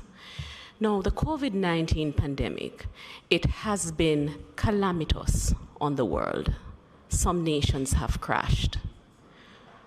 How would you explain to the regular and ordinary Jamaican how we as a country were able to manage this pandemic in light of our economic stability? That's one. All right, thank you very much, Member. How would you regard our efforts? The question. There is some benefit, some premium for the efforts, I think, that the country undertook of fiscal consolidation, and by that establishing a fiscal discipline framework where we as a country, we can't increase debt levels without agreement in Parliament. We have taken great measures to reduce our levels of indebtedness from 148% of GDP with our debt. For every dollar we had $1.48 of, if you will, of debt, or every $100 we had $148 of debt. And we took measures to bring that down, to reduce our debt to 91 cents in every dollar, right? So we reduced debt, which now, as the Financial Secretary has said, the amounts that you give now for debt servicing, for the payment of debt, one that is contained to some extent, and then it frees up resources that you can be able to give more to healthcare, to teachers, running the country. And so there are benefits, as we're speaking now, to the broader population of that. Not to say that we are any, so some countries did not have that benefit, right? They were constrained by heavy debt burdens and the overhang, and didn't have the flexibility to do as much with their fiscal arrears, in terms of their balances, fiscal affairs, I should say. Not to say, so we were still impacted very negatively, as you heard, negative 11% fallout. So we, like everybody else, we were negatively impacted. But the extent of that, the measures that go into, we had the COVID response recovery team, and that was a multi-sectoral, multi-stakeholder, private sector, government, civil society, that put a lot of efforts of trying to get industries back up and running, and that would have counted for something. We benefited as a country from the increase, as you heard the governor speak about, the increase in remittance inflows. A number of us thought that when you had a global downturn, you would have had a hit to the level of remittances coming in. We know as a country that traditionally remittances has been what you call counter-cyclical, that as the economy goes down, remittances from our relatives abroad, they send more to help the families back home. But because the US, Canada, the UK, some of our main countries that they send remittances from, were hard hit by the pandemic also, we thought that remittances would have taken that hit. But surprisingly, we saw remittances increase, even though they were being affected. And one reason we thought, and we've had those discussions, that a number of our Jamaicans are in the health sector. And so healthcare workers were receiving while they were ramping up capacity in the health industry. So a lot of that was happening, and also the transfers to help to mitigate the fallout. So we've been helped by that also, members. So not just saying it's all, right, but they're, good policy pays, right? Sound economic management has dividends. And I'm just saying that to say a number of us who've been around and looking at Jamaica's landscape for a while can point to a lot of the benefits that have derived from that. We are not out of the woods, to make the point that Member Holness has underscored. There is still a lot of uncertainty, as the governor has said. But then we are hoping that we are capturing that on our dashboard in terms of the planning framework, that we can say these are risks, right? And these are, we could get better outcomes if these things were to occur, but we could get even worse outcomes if these risks were to materialize. So that's part of what the planning framework does, that we've articulated that today. And so that's the hope we want to give. So it's something we continue to work towards. And with the same energy, could you also explain to the regular Jamaican what recovering faster means? That it's not just an expression that we are bandying about here. When we say we are recovering faster, what does it mean? And I also want you to pin to that explanation how this will unpack for the ordinary Jamaican who Member Hannah has described. So if we've outlined, as we did today, that from January 2020 to July 2020, last year, we lost 151,000 jobs because of the onset of the COVID-19 pandemic.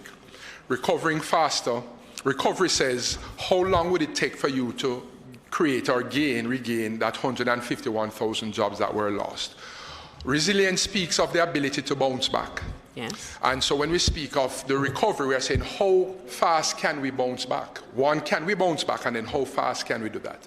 So the time lag, or the time frame to recover that 151,000 jobs. We gave an example from the crisis that happened 2008 to 2012. We said when we lost over 90,000 jobs, it took us 8 years to recover those jobs, that 90,000. And for GDP, in terms of the levels of GDP output, total output of the country, goods and services, the total output, it took us 11 years to recover, to come back to those pre-COVID numbers, levels. In this case, we are saying it is projected to by next year, 2022-23, that we would have recovered those 151,000 jobs that were lost. We already have recovered 84,000. And so that's what we mean, that in a shorter time, we are recovering. And that is what we mean by faster recovery. And then similarly now for GDP, total output of the country. So remember now when the COVID comes, we had to restrict movement. A lot of things globally, trade, a lot of things were affected. How fast can we get back to those as if COVID didn't happen? How fast can we get back to those levels? And we're saying that we are projecting that to take us to 2023-24, which again is a shorter time, a 3-year, 4-year period, as against 11 years in the previous crisis. So that's what we mean by recovering faster. Thank you for that, member. Both Dr. Henry and Governor Biles, I heard the exchange between members Anna and Holness about the projections. And I have one comment and a question. I know from being here, the PIO projections, and the data is there to prove it, and you go by data. They're off many times, the projections. I hear what Dr. Governor Biles said, the professionals use the data and come up with the best projections. But we know we are not always very on from those projections. We see them all the time we come here at PAAC. So as a matter of fact, those projections are just that, they have been off. That said, I have a bigger question, and I ask a question as a member of Parliament. The inflation projections is 4 to 6%, and that's a macro projection for the constituents in many communities. When I tell them about 5%, 4% change in price, they laugh after me because their realities for food and drink and the essential in their small economies, right, don't match up with these 4 and 5% that we're talking about. It's much larger one. So what would be useful in giving the country and giving the ordinary persons a sense of where we are? Dr. Henry, you speak much about where we're coming from in the recovery and where we are now and the stability in the economy. That stability must relate to their reality, because when we say what we say and their reality is very different on a daily basis, it helps to breed the distrust in government, because we are saying one thing and they're living something else. So it will be very useful with all the professional expertise around, that if we could speak to those realities also when we speak to these macro projections and these macro outcomes over the period. So, but I have, that's one. But well, and since we're talking about inflation, I'll just put the other question on the table too. Governor Biles, you mentioned in the earlier presentation about the 1% increase in the interest rate on your side from 0.5 to 1.5. And I gather from the submission, the intent of that is to contain inflation.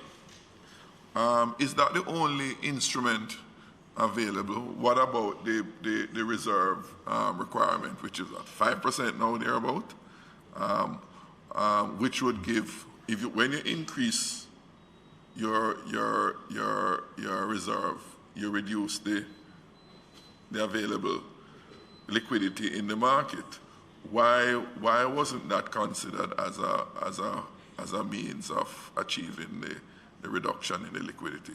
as against the inflation. And I say that against the background that when you look at the lending rates in the market, it is what? Business loans, 9.5%. Personal loans, 20.9%. The average lending rate is 11.5%. Those are what obtained. So if you could speak to that for me, it could assist. Thank you for the question. The problem with inflation as computed by Statin is that it's an average. And by definition, an average doesn't fit anybody. It's off a little bit here or off the other side for every single person. But it's based on the average Jamaican. So it comes closer to how the average worker in Kingston or the average person in the rural area actually lives and consumes. Though from person to person, it could vary a bit. And we'll always find that there is an odd commodity that has risen rapidly or maybe even have plunged in price much more. So we need to bear in mind that it's always a kind of vague measure of inflation. But I think what's important about the point you make, sir, is that inflation is a terrible thing. It is the means, the quickest means to make poor people poorer. And it is important to guard against it. And that is what the Bank of Jamaica's mandate has been. Defend the country against inflation that is outside of the corridor of 4 to 6. So do we want to put an impediment to growth? No. But do we want to step up to the mandate that has been given to us? Yes, and it means that we therefore have to deploy the tools that we have at hand. One of them is to move interest rates. Now, 1% was calibrated to not have a serious impact on inflation, on growth. But it is a signal that the bank is prepared to move rates if we don't adjust our expectation of prices. And I wanted to spend a minute and speak about expectations, because that is what we are really positioning ourselves against. If a businessman feels that he has to buy the dollar at 160 the next time he goes to fund his purchases, then he puts that in his prices. So expectation. If he feels he can get that dollar at 150, then the price of the good is different. If people going to the bargaining table feel that 8% is where inflation is going to be, then that's a different negotiation to inflation is going to be in the 4 to 6 corridor.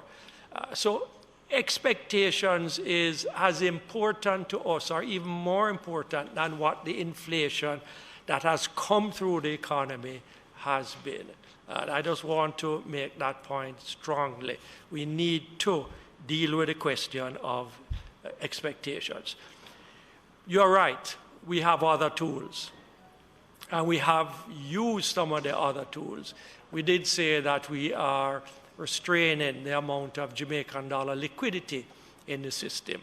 That means that we're not putting out Jamaican dollars, and we are, where the opportunity arises, taking them back into the Bank of Jamaica. And that has the same effect as saying to the banks, give me more than 5% reserve, give me 6% or 7%. What it does is take some of the liquidity, some of the purchasing power out of the economy. But also the fact that we are going to lean against any irrational movement in the exchange rate, I think is a big signal to say inflation expectations must be restrained. And that's another tool that we have in our arsenal. Maybe one day we may have to address the issue of the cash reserve. I hope not, because that would mean that whatever we have done now has not had the effect that we want it to have. Thank you. All right. On your earlier question, thank you, Chairman, on the matter of projections. As you've said, that often we may give projections and we revise. So it seemingly, you would say it's not spot on. As the Governor had explained, projections can be very difficult. You are looking into the future forecasting. But one measure of the robustness of the projections would be what the actual outturn is. So we project, and Statin will give the actual measure. And that data is available to the public, and you see that close band. But just to inform the public that Jamaica is susceptible to types of vulnerabilities. So member, you've said, Chairman, you've said, we would come here and in all our projections we give the conditions under which we give those projections, including downside risks and upside potential. And consistently we would mention weather shocks, weather-related shocks. And so if we have the flood rains and the damage that results, you would see that materialize to cause a lower than what we would have projected. When we have a closure of an aluminum refinery plant, that was not forecast. So you're going to have issues arising and events occurring that will throw out and cause, right, a deviation, if you will. But we encourage persons, again, because the issue of credibility is important for persons in terms of their own understanding and behavior. And so we want to make the point that a lot of our forecasts are credible, but as a country we are, so as you use comparative analysis, some of our leading institutions, the IMF, World Economic Forum, with persons who make projections globally, you've seen that continued revision. They estimate growth at 3% globally, and they go down to 2.8, they go down to 2.1 regularly. And so we are saying it's a difficult undertaking, but you are using the best information that you have, importantly to facilitate planning and strategic thinking. And so we cater to the private sector, international partners, government, etc. So it's something we take very seriously, but it is difficult. But again, we have a very strong team that puts effort into it. I recall you saying that you are more on the liberal side? Conservative. You're on the conservative side? Conservative side. Boy, I have to reassess the difference between... So a good example, Chairman, thank you for that. A good example is that when we said the economy would have projected to grow by 12.9%, and remember the outcry, growth, what's a significant growth? The actual number came out at 14.2. I have been here long enough to see those variations when they come in the presentations. I can't quote to them right off now, but if I go back and check, I can point to them. Because we talk about them when they come here. Yes. So it's not a secret. Sure. All right. Chairman, I have a question. Chairman, I notice where we're going. I always have a concern when we give a sense to the public that our planning apparatus is not functioning. And I am going to hold to it. When NAA does a projection and say this is what we want to do with the country, I don't think this is the space that we put forward a sense that there is any element of them not knowing what they're doing. They know what they're doing. The reality may result in adjustments that were unexpected, but the premise on which all of us continue to pay the taxes, that pay their salaries, is that we are depending on them to have the intellect, the knowledge, and the ability to plan and forecast for us in the best possible way. And anybody want to continue that discussion after this, feel free. But I'm adamant we are sending a wrong signal when we come to these meetings and we sit in front of the technocrats and we presume that we are better able to project than you. If I were better able to project, I would take you out of your job and I would be down at PIOJ. My question next to the Ministry of Finance, you can come back again, Chairman. As it relates to the CARE program in particular, because I am mindful that Jamaicans should also appreciate where we're going in cushioning the blow. Persons will ask, okay, in terms of inflation, my experience with the price of flour, price of rice is more than the average. But I go back to the CARE program. I wanted to have an appreciation as to exactly how we intend to roll out that $5 billion that I'm seeing here in the first supplementary estimates. Who will benefit from this cushioning to assist with COVID? And I know you mentioned, FS, the $189 million that was allocated to members of parliament to provide approximately $3 million of food packages to the most vulnerable. I know that was highlighted, but I want to indicate, as it relates to cushioning the blow, exactly what we are doing in our projections and estimates to facilitate that.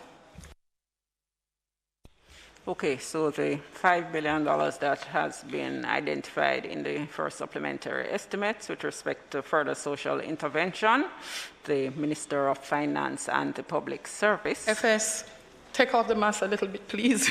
I don't want to take off the mask. Right, the Minister of Finance and Public Service will provide the details of how the $5 billion will be allocated across the country.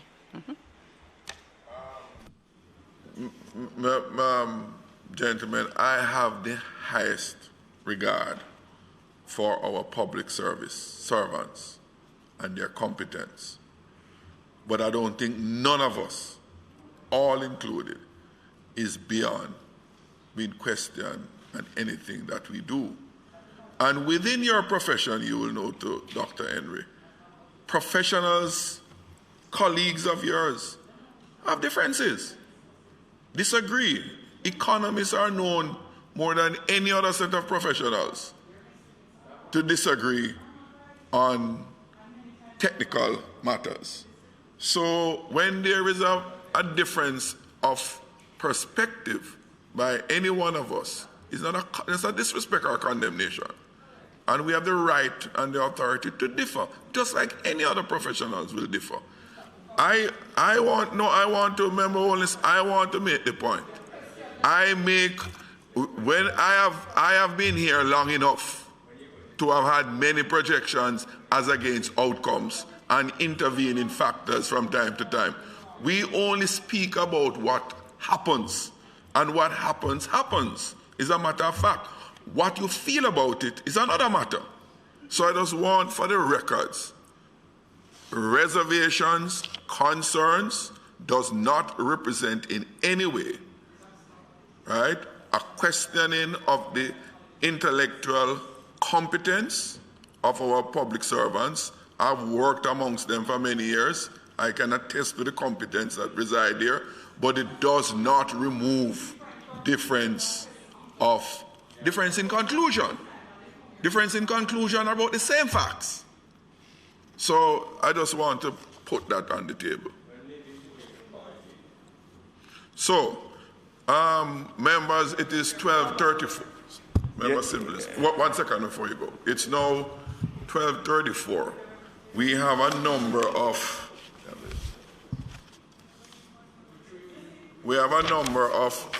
ministries, health, national security, economic growth and job creation, education, local government, and labor to come.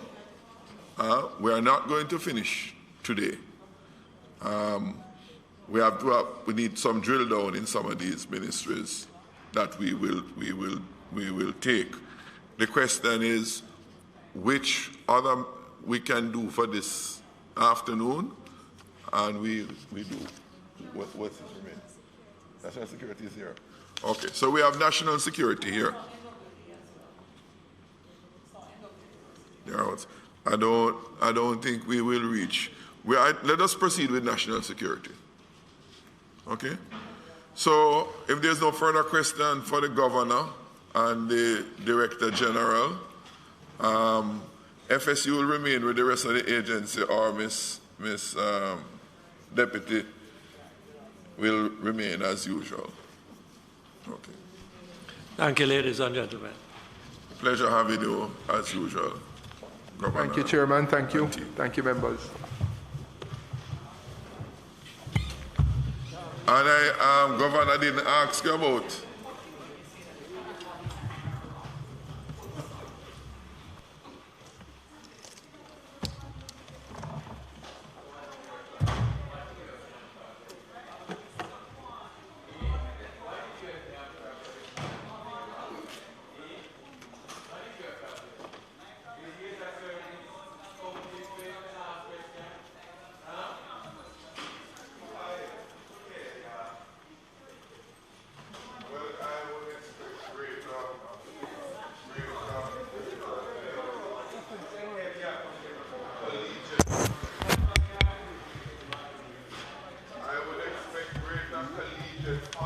by the members of the PBCJ. And I want member Hero Clark to assist in that.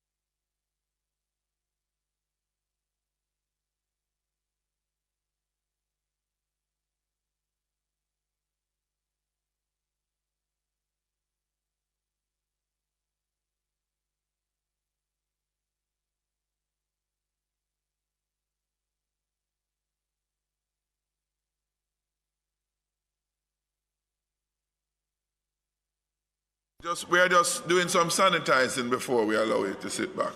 So we are not wasting your time needlessly.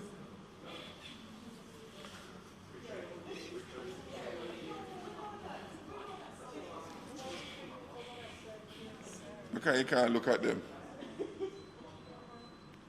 I would not have you sit down there, you know. Because it would deny me the chance of looking in your eyes.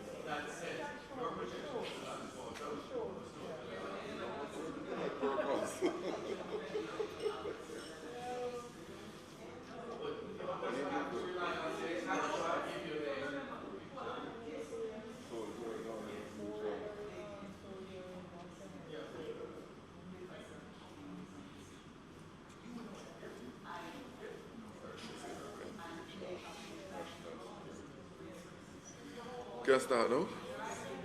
Okay, can we come now?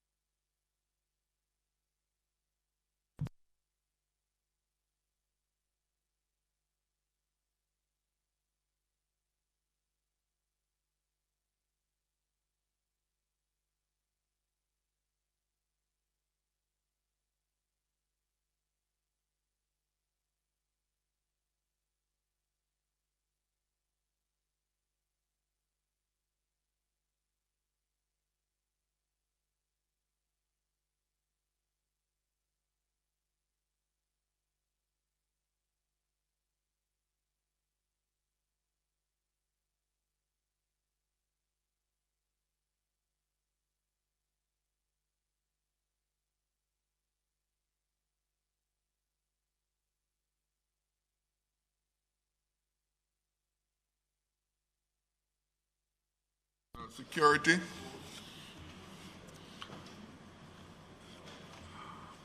Mr. Campbell, welcome to you and your team. Huh? What did I say a while ago? And I talked to him.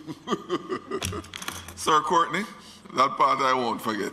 I don't mix that part up. Sir Williams, welcome to you and your team. You want to introduce members of your team, and we want to have a quick look at their adjustments in your budget as provided for in the supplementary. I'm going to invite you to make any opening statement you wish to make, and members will have questions that they wish to ask of you.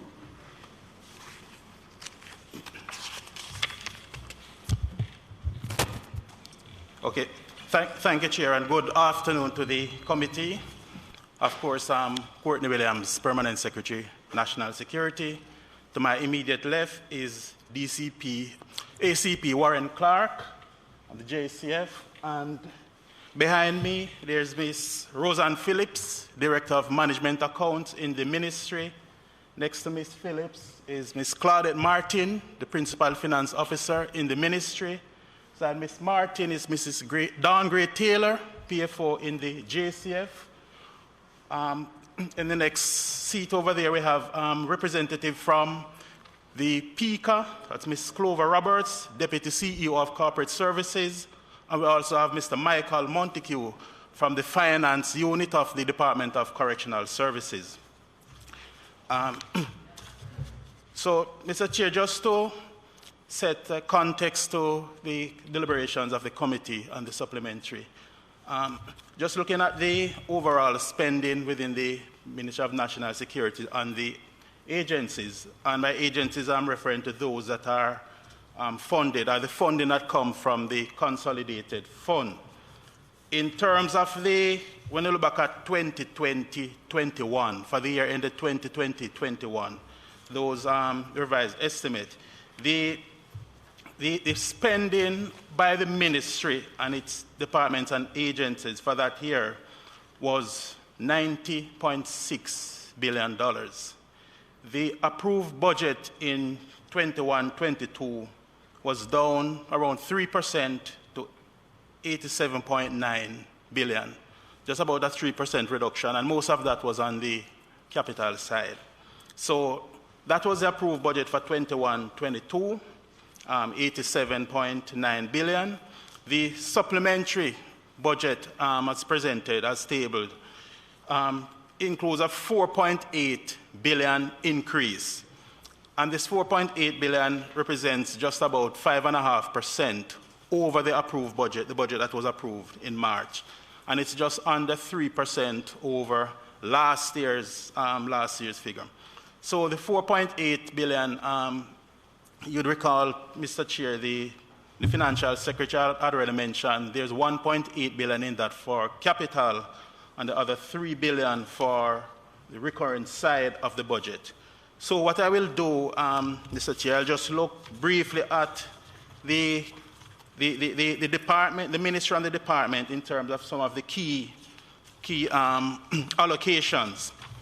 And with that, what you'll see is with respect to the ministry and the JDF, the allocation there actually has $975 million in terms of the recurrent side of the budget. I think that, just to direct the committee, if you were to go to 2601, right, supplementary estimate $975.6 billion, which includes $162 million for some legacy construction projects within the JDF. These were some projects that were in the budget from last year and even the prior year, but they were ongoing. But last year, the Ministry of Finance, in the continued effort to properly reflect that the classification between recurrent and capital, some of those type of expenditure were transferred over to recurrent.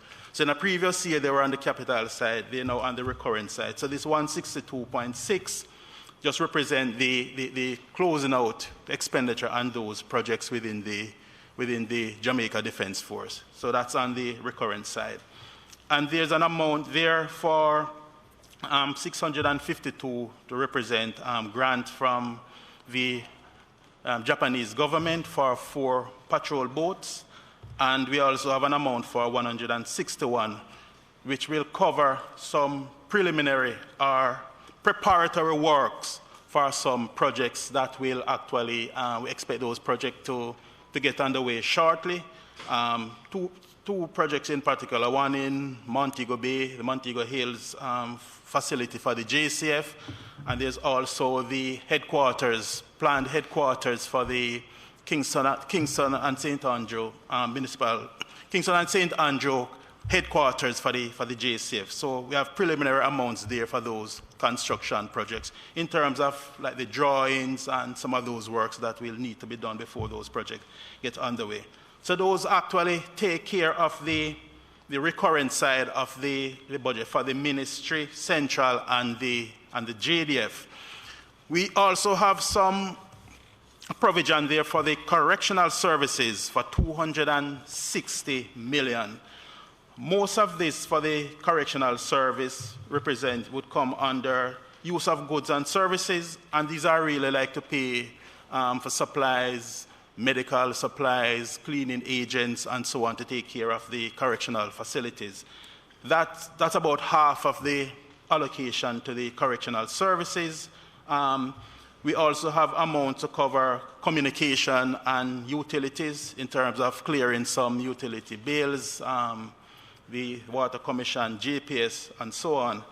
And we also have some small amounts to do with traveling and some of those regular expenses within the correctional services. So these are really not anything extraordinary in terms of this increase to the correctional services, mainly to ensure that the facilities remain operational and to deal with some of the efforts to combat the COVID pandemic, which had been impacting the facilities. We also have, for the JCF, there's a provision in the supplementary of 1.7 billion for the JCF. And the most significant part of this will cover, of course, goods and services. 737 million to cover purchase of goods and services, will cover maintenance of motor vehicles, costs associated with the ongoing ZOZO in terms of meals and all those expenses surrounding the operations of the police within the ZOZO areas. That's a significant part of the addition to supplementary amount here. There's also, of the 1.7, 300 million to cover utilities and communication. That's also a significant part as the police intensify its efforts in terms of upgrading the technology and so on. So they require that additional amount to deal with some of those expenses. We also have 200 million inside this figure of 1.7 for compensation. You will be aware, Mr. Chair, the current employment level within the JCF is actually below the establishment, and there's an effort to actually move closer to the establishment. So last year, the recruitment program would have been impacted by the pandemic, so we have seen some picking up in those efforts this year. So we have an additional amount here to deal with the addition in terms of the recruits, and associated with that will also be travel expenses. So we have almost just under 200 million of the 1.7 for travel expenses. And some of the other notable expenses here would relate to like rental of properties that the JCF have to deal with those, and some of those rental properties that are rented would have had increased rates this year. So this provision will help to cover some of those. So all in all, Mr. Chair, those are the main addition in terms of the supplementary. We also have the PICA here. There's a small increase in PICA's amount that will be provided by the consolidated fund. That is 55 million, and it's for a DFID-supported grant project. Most of it was executed from last year, so there's a residual amount that comes over into this year for that 55 million. Additional spending that PICA will undertake this year will not come directly from the consolidated fund. That will come through through AIA in terms of receipts that PICA will receive for passport and associated activities of the agency. Of course, last year they would have suffered a setback in terms of a significant fallout in revenue associated with the reduction in travel. So we have seen from this late into 2020 and through this year an uptick in those resources. So PICA's budget will be increased on the back of those additional revenues. But in terms of from the consolidated fund, it's just $55 million that will be provided to that.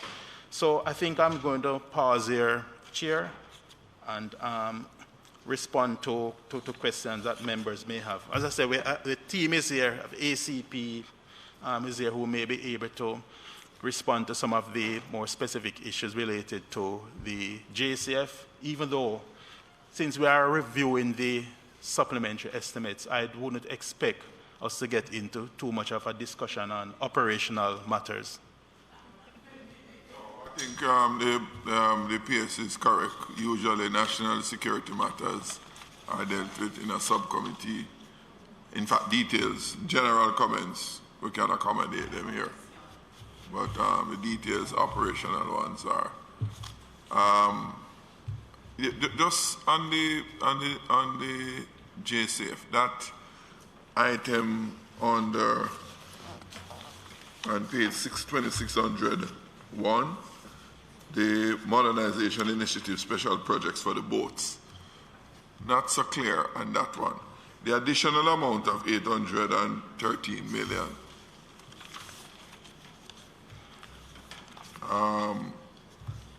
There are 4 patrol boats being acquired. Is that is true, a gift from the Japanese? From the Japanese. Right. What is the local obligation financially? Well, the local obligations will really be, once you get the boats and their operational expenses, they have to be fueled and some maintenance services and so on associated. So there will be those expenses. Are the costs being provided? The first boat, we don't expect that first boat to arrive until February. So there really wouldn't be much operational expenses surrounding that yet. Yeah, but with that said, though, PS, what I want to clear on this additional 813 million that is going in, is it for incurred expense for the rest of the financial year relating to those boats? Because if you get in just one in February, you virtually have no recurring expense for the boat in this fiscal. In this fiscal year. So what is that amount for? No, this amount is, remember the 813, it's 652 million that relates to the boat. If I may, Chair. Right, so this is really the acquisition of the boats. So those operational expenses that will be associated with them, those we will see those expenses coming in the next fiscal year once we start to operate them. Chairman, there is still more. So on the capital side as well, you have 1.096 billion for JDF for the purchase and overall of ships for coastal surveillance as well. Those are different. Right, that's a different expense. That relates to payment, really payment for boats that I got already. A ship, right, that JDF would have already acquired that. So what we're doing now is making those payments for the ship. That's what you see on the capital side. Yeah, on the capital side. Right. I think the chairman is referring to the recurrent side and the modernization initiatives and special projects. 813 million, of which 652 million relate to the boats. So those boats will be shared between the JDF and the JCF. Shared between? Right. Is that exclusive to the Marine Police? No. And does that represent, there are a number of, a few years ago, the JCF and the JDF present that our crime situation was as bad as it was, and I guess let's say as it is because of our vulnerability of arms coming in various different ports. And that's one of the reasons why we had acquired the surveillance system aircraft. We had acquired the patrol boats with surveillance capability. So was it that those were inadequate at the time? Well, we definitely would do much better if we have more of these facilities. So we are getting this grant of 4 patrol boats. It will significantly enhance the capacity of both the JDF and the JCF to do that kind of patrol, especially when it comes to our borders, which that's really significant risk in terms of trafficking in arms, trafficking in drugs, or even persons. So this will be a significant boost to the capacity of both forces. Chairman, I'm still not quite clear on what portion of this allocation is for the modernization initiative as it relates to the boats vis-a-vis other allocation, because it reads a little funny. You have 813 for the modernization, and then it continued to say also including allocation for JCF $293 million. So are the additional figures 293, 320, and 249 for operations totaling $862 million to be added to the modernization initiatives for special projects, wherein you're giving an explanation for 1.675 million of the amount? It's written in a... No, all right. So let me do it again. So the 162.6 that you see there under direction and administration, that's specifically for 4 projects, legacy projects. Those were initially under the capital side of the budget, but based on the change in the presentation, they are now reflected here under the recurrent. So these are really for closing out. That's for the 162 million. Right, but there's another 813 million under modernization initiatives and special projects. That is broken down between 161 million for pre-construction expenses for some projects, and then there's 652 million for the patrol boats, which represent the grant from the Japanese.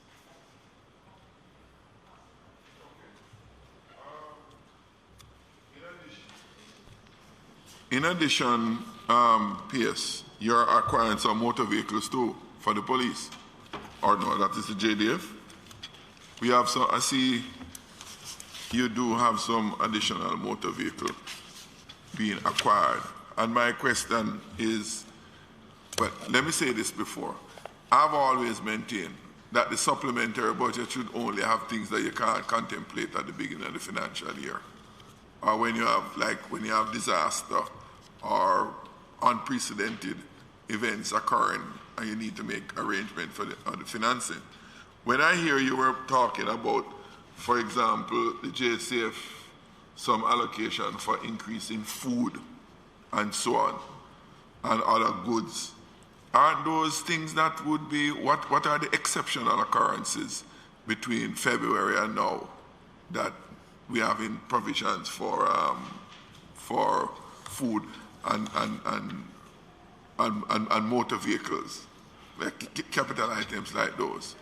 Right. I'm not sure what you're looking at in terms of acquiring motor vehicles. I don't see an acquisition for motor vehicles, Chair. I see them spending 293 million for operation of motor vehicles, so it looks to be operational costs. Right, so there's no additional motor vehicle procurement no, for the JCF. It's a JDF. Yeah, it's a JDF. It's there, but it's for the JDF. Right. Under the capital. Right, actually what's there on the JDF is actually a slight reduction. I think that was just some exchange rate gains. But about motor vehicles, you get all the used cars now?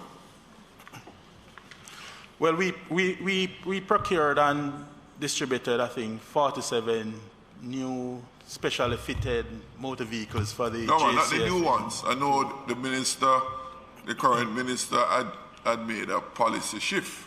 Yes. And you were not acquiring any new acquisition of used cars. Right. So I'm clear on that. So that remains. The ones that were outstanding, if my memory serves me correct, is around 30 something. Right. So those remain outstanding. Those remain outstanding. Yes. Where is it? It's just gonna just die of natural death? No, it will not die a natural death.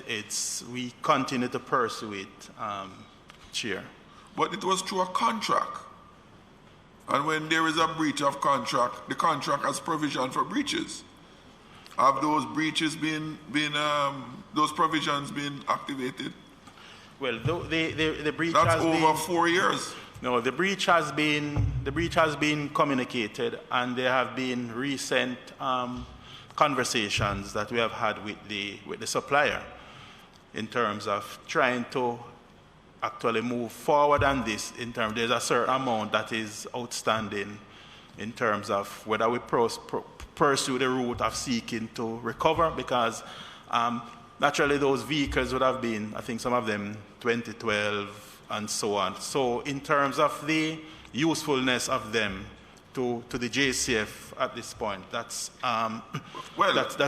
another matter. So the process would be more one at this point. We are actually in discussion with our legal team in terms of which is the best approach at this point to deal with it. Mr.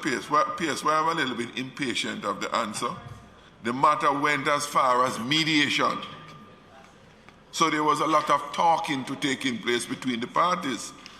The talking was over long ago. So it's a renewed talking? Well, I can't say the talking is over, Chair, because the matter remains, as I say, it remains outstanding. So insofar as it remains outstanding, there are naturally options that one has to look at in terms of which is the best way forward to attend to it. But that's a long period of contemplation, Pierce. Well over 3 years of thinking. When is the action going to come? And the police need vehicles on an ongoing basis. Just to make it a bit clearer, Chair, much of this, naturally, I also have to... No, you inherited. No, I'm right, not I putting it all also at your have feet. to apprise myself of the situation. So I'm telling you that based on what I've seen, some further conversation that I have to have, even in terms of with my own legal team, and even based on what you said that already happened, what is the best way forward in terms of dealing with this matter? Is it feasible that there could be a recovery? Well, because of the time that has elapsed, I presume if the cars were there, they would have been delivered. So obviously they were not there to be delivered. With the passage of time, when I say, have you got the cars, I'm not expecting those same old cars. I'm expecting equivalent of the cars within the current period, or the money is refunded. And I say refunded and not collected because you advance the money to them on the basis that they presented. But lastly, on it, PS, do you have a cutoff time? Do you, as I said, I'm not laying it all at your feet because you inherited the problem.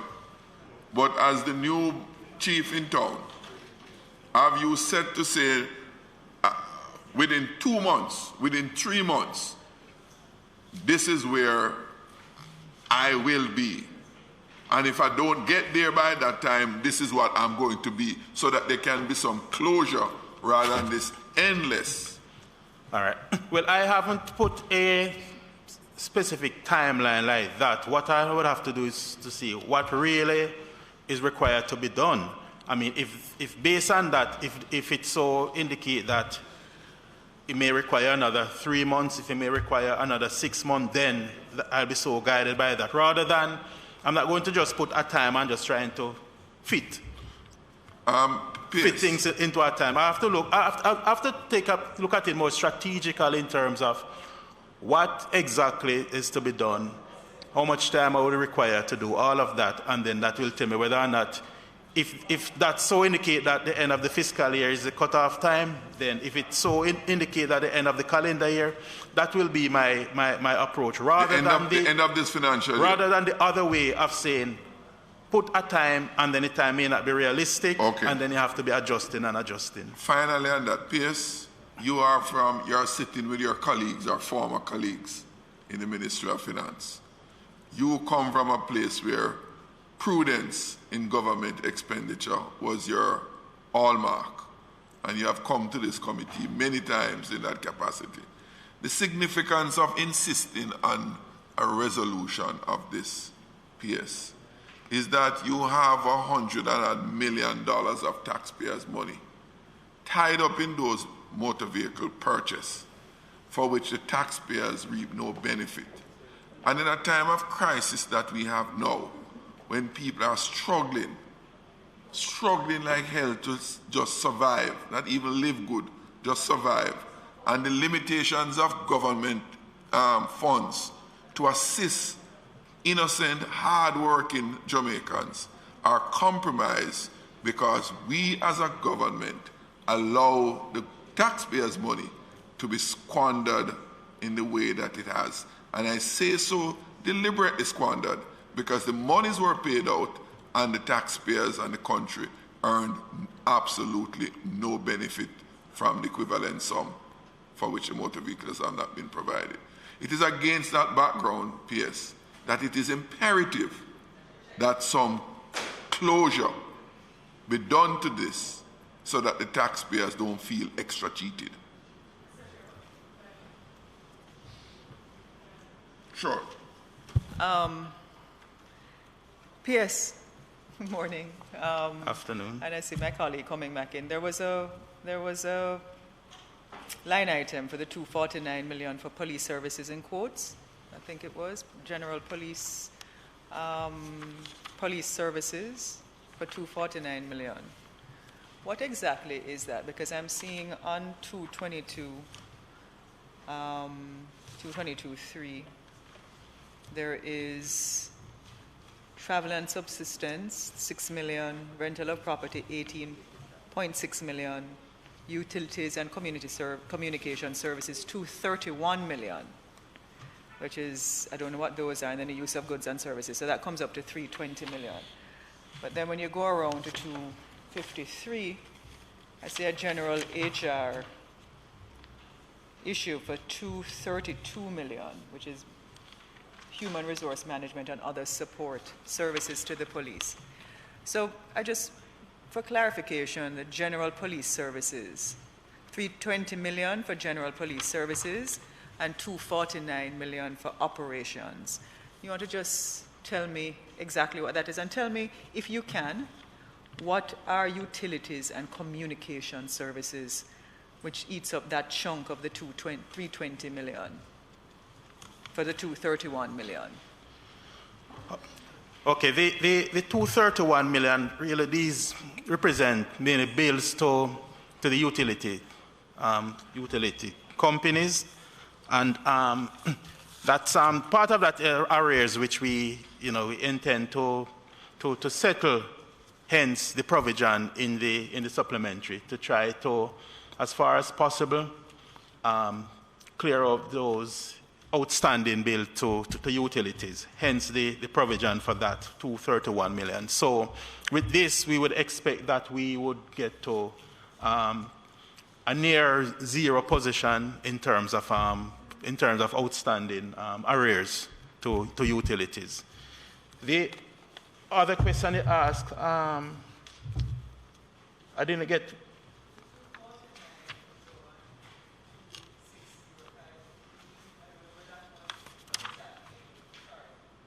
Operations, the 249 million with operations. Where is that broken out and for what? You have 249 million. Okay, the 242. 242, 900, okay, 242. Page 26022. You right, said compensation, goods and service, travel. Right, so much of this is, as you see, the travel and expense, travel and subsistence.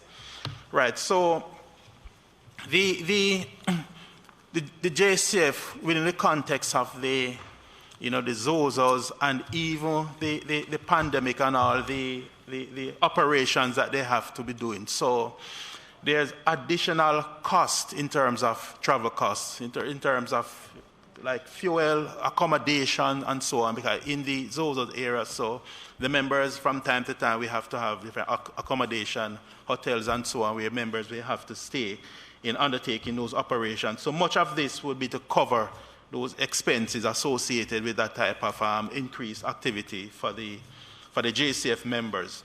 That covers most of the 242.9 in terms of travel, as well as spending on goods and services that the police has to procure from time to time.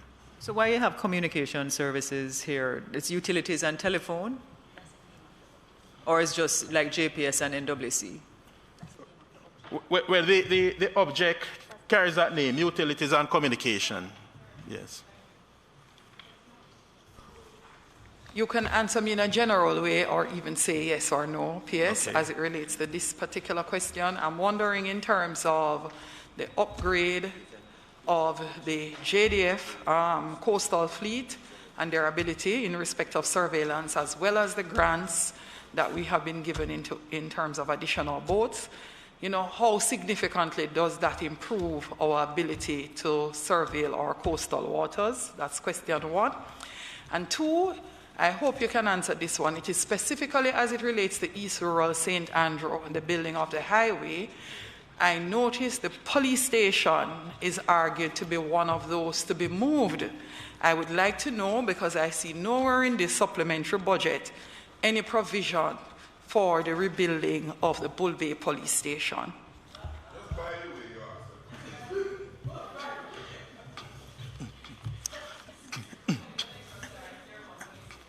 All right. I would only comment like this in terms of the boats and the. I haven't seen anything for upgrade. It has been said that it is going to be removed. So the Bull Bay police station is almost on the front of the roadway. The highway coming through has dictated that the station will be totally removed, basically, and going closer to the sea. But I have not seen anything for it. I'm not expecting to see upgrade. I would have been expecting to see a budget to replace the police station. No, absolutely an improved, replaced police station.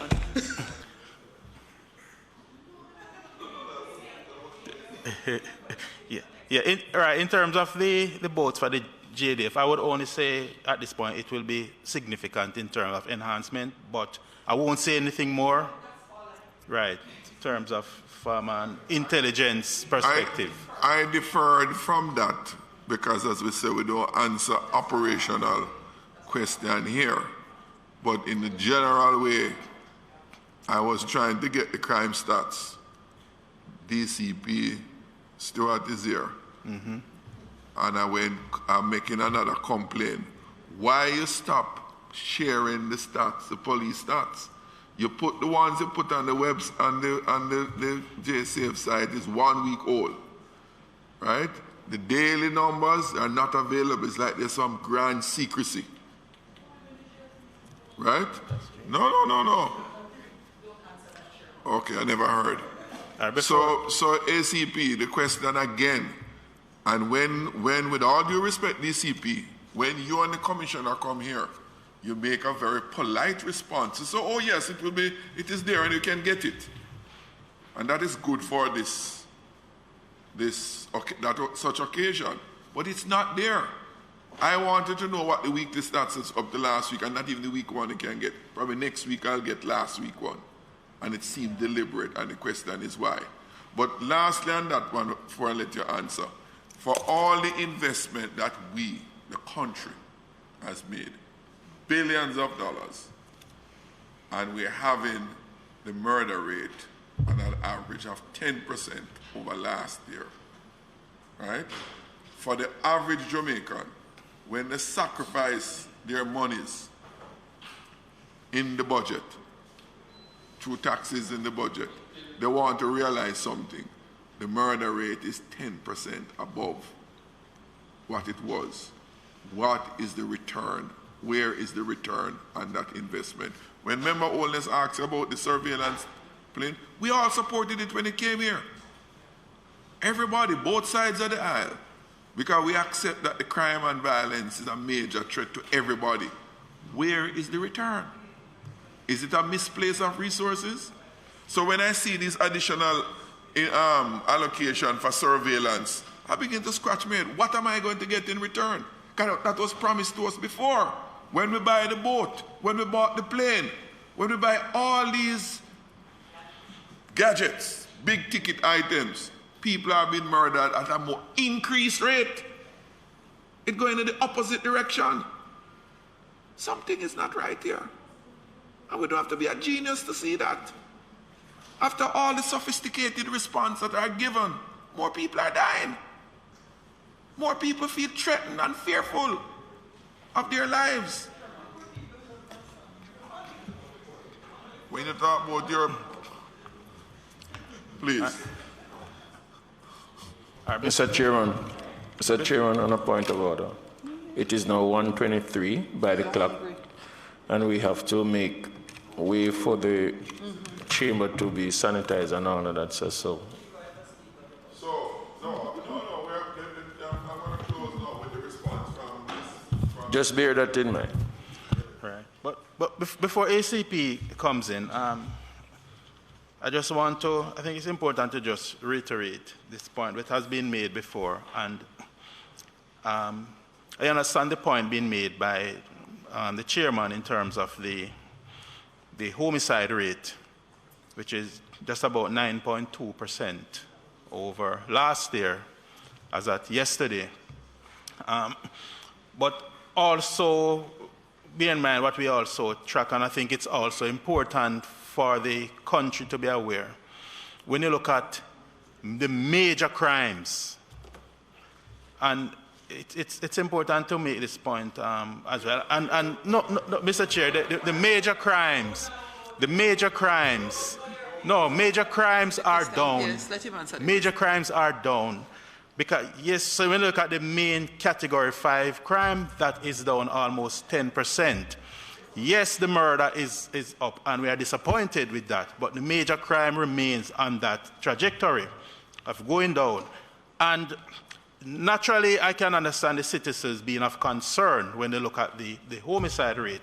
But I won't have all the time to go into all the strategic efforts. But when you think about it in terms of utilizing the technology, we have seen the rollout with the CCTV, and we have camera at the Jamaica, and we have seen how the JCF have been able to use that effectively. Along with that, we're looking at the mobility of the force. I mentioned earlier that earlier this year, we outfitted the JCF with like additional 40 specially fitted motor vehicle.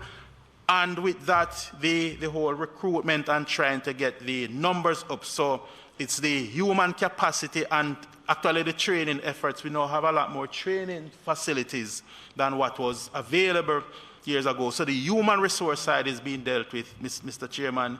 The technology side, we're dealing with that. The mobility in terms of equipping the force. And the other aspect of it in terms of the social investment, and the minister spoke a lot about this when he made his budget presentation. So we are actually in a lot of dialogue and partnership now with the Ministry of Education, the Heart Trust, and so on, to look at the kind of investment, social investment that we will make in these just around 20, 25 communities that we have identified where most of the crime producers are. So there's those efforts that are underway, Mr. Chair. So yes, you're seeing some benefits, yes, in terms of when you look at some of the other major crime, but the one of main concern to you in terms of homicide. But P.S., I expected that response from you. I think it is something the average Jamaican does not appreciate, that it will take some time. No, it does. It takes some time. We have done significant investment, and it must be understood by Jamaicans that if you invest today, it doesn't mean tonight the problem is solved. So what we could ask is for the Ministry of National Security and potentially the Minister to come and give us some appreciation as to what sort of timeline should we be looking at to start to see the results of the investments that we are currently making. Because the investment has been significant. Behave yourself now. I actually wanted to ask about Jamaica Eye. It was one of the questions that slipped me, because even in my own constituency, I'm not seeing Jamaica Eye extended into some of the rural spaces and rural towns. And I would love to figure out, no, just you know, all of us. So I would love to have an appreciation as to whether or not we are boosting up or we have made provisions to continue to expand the Jamaica Eye program, especially in the rural constituencies. And Portmore, just because the chairman is here.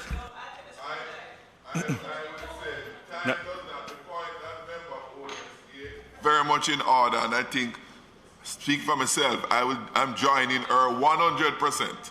I met with my commanding officer just last week, complaining about the same time, but same thing. But time does not permit us. Take that as a notice, Pierce, and DCP, is that there is displeasure, and it's widespread. The public and all the members here support the initiative, but we're not seeing the results on the ground to make the difference. With that said, I'm going to say thanks to you all, PS, DCP, your team, technical team. Thanks. We overrun our time, but unavoidably so. Members, we have asked the secretary to make arrangements for us to reconvene tomorrow, so we can complete the ministries on our list. Other committee may have been scheduled, but the PAAC dealing with the supplementary takes precedence over the others. FS, thanks, and we'll see you tomorrow. Okay.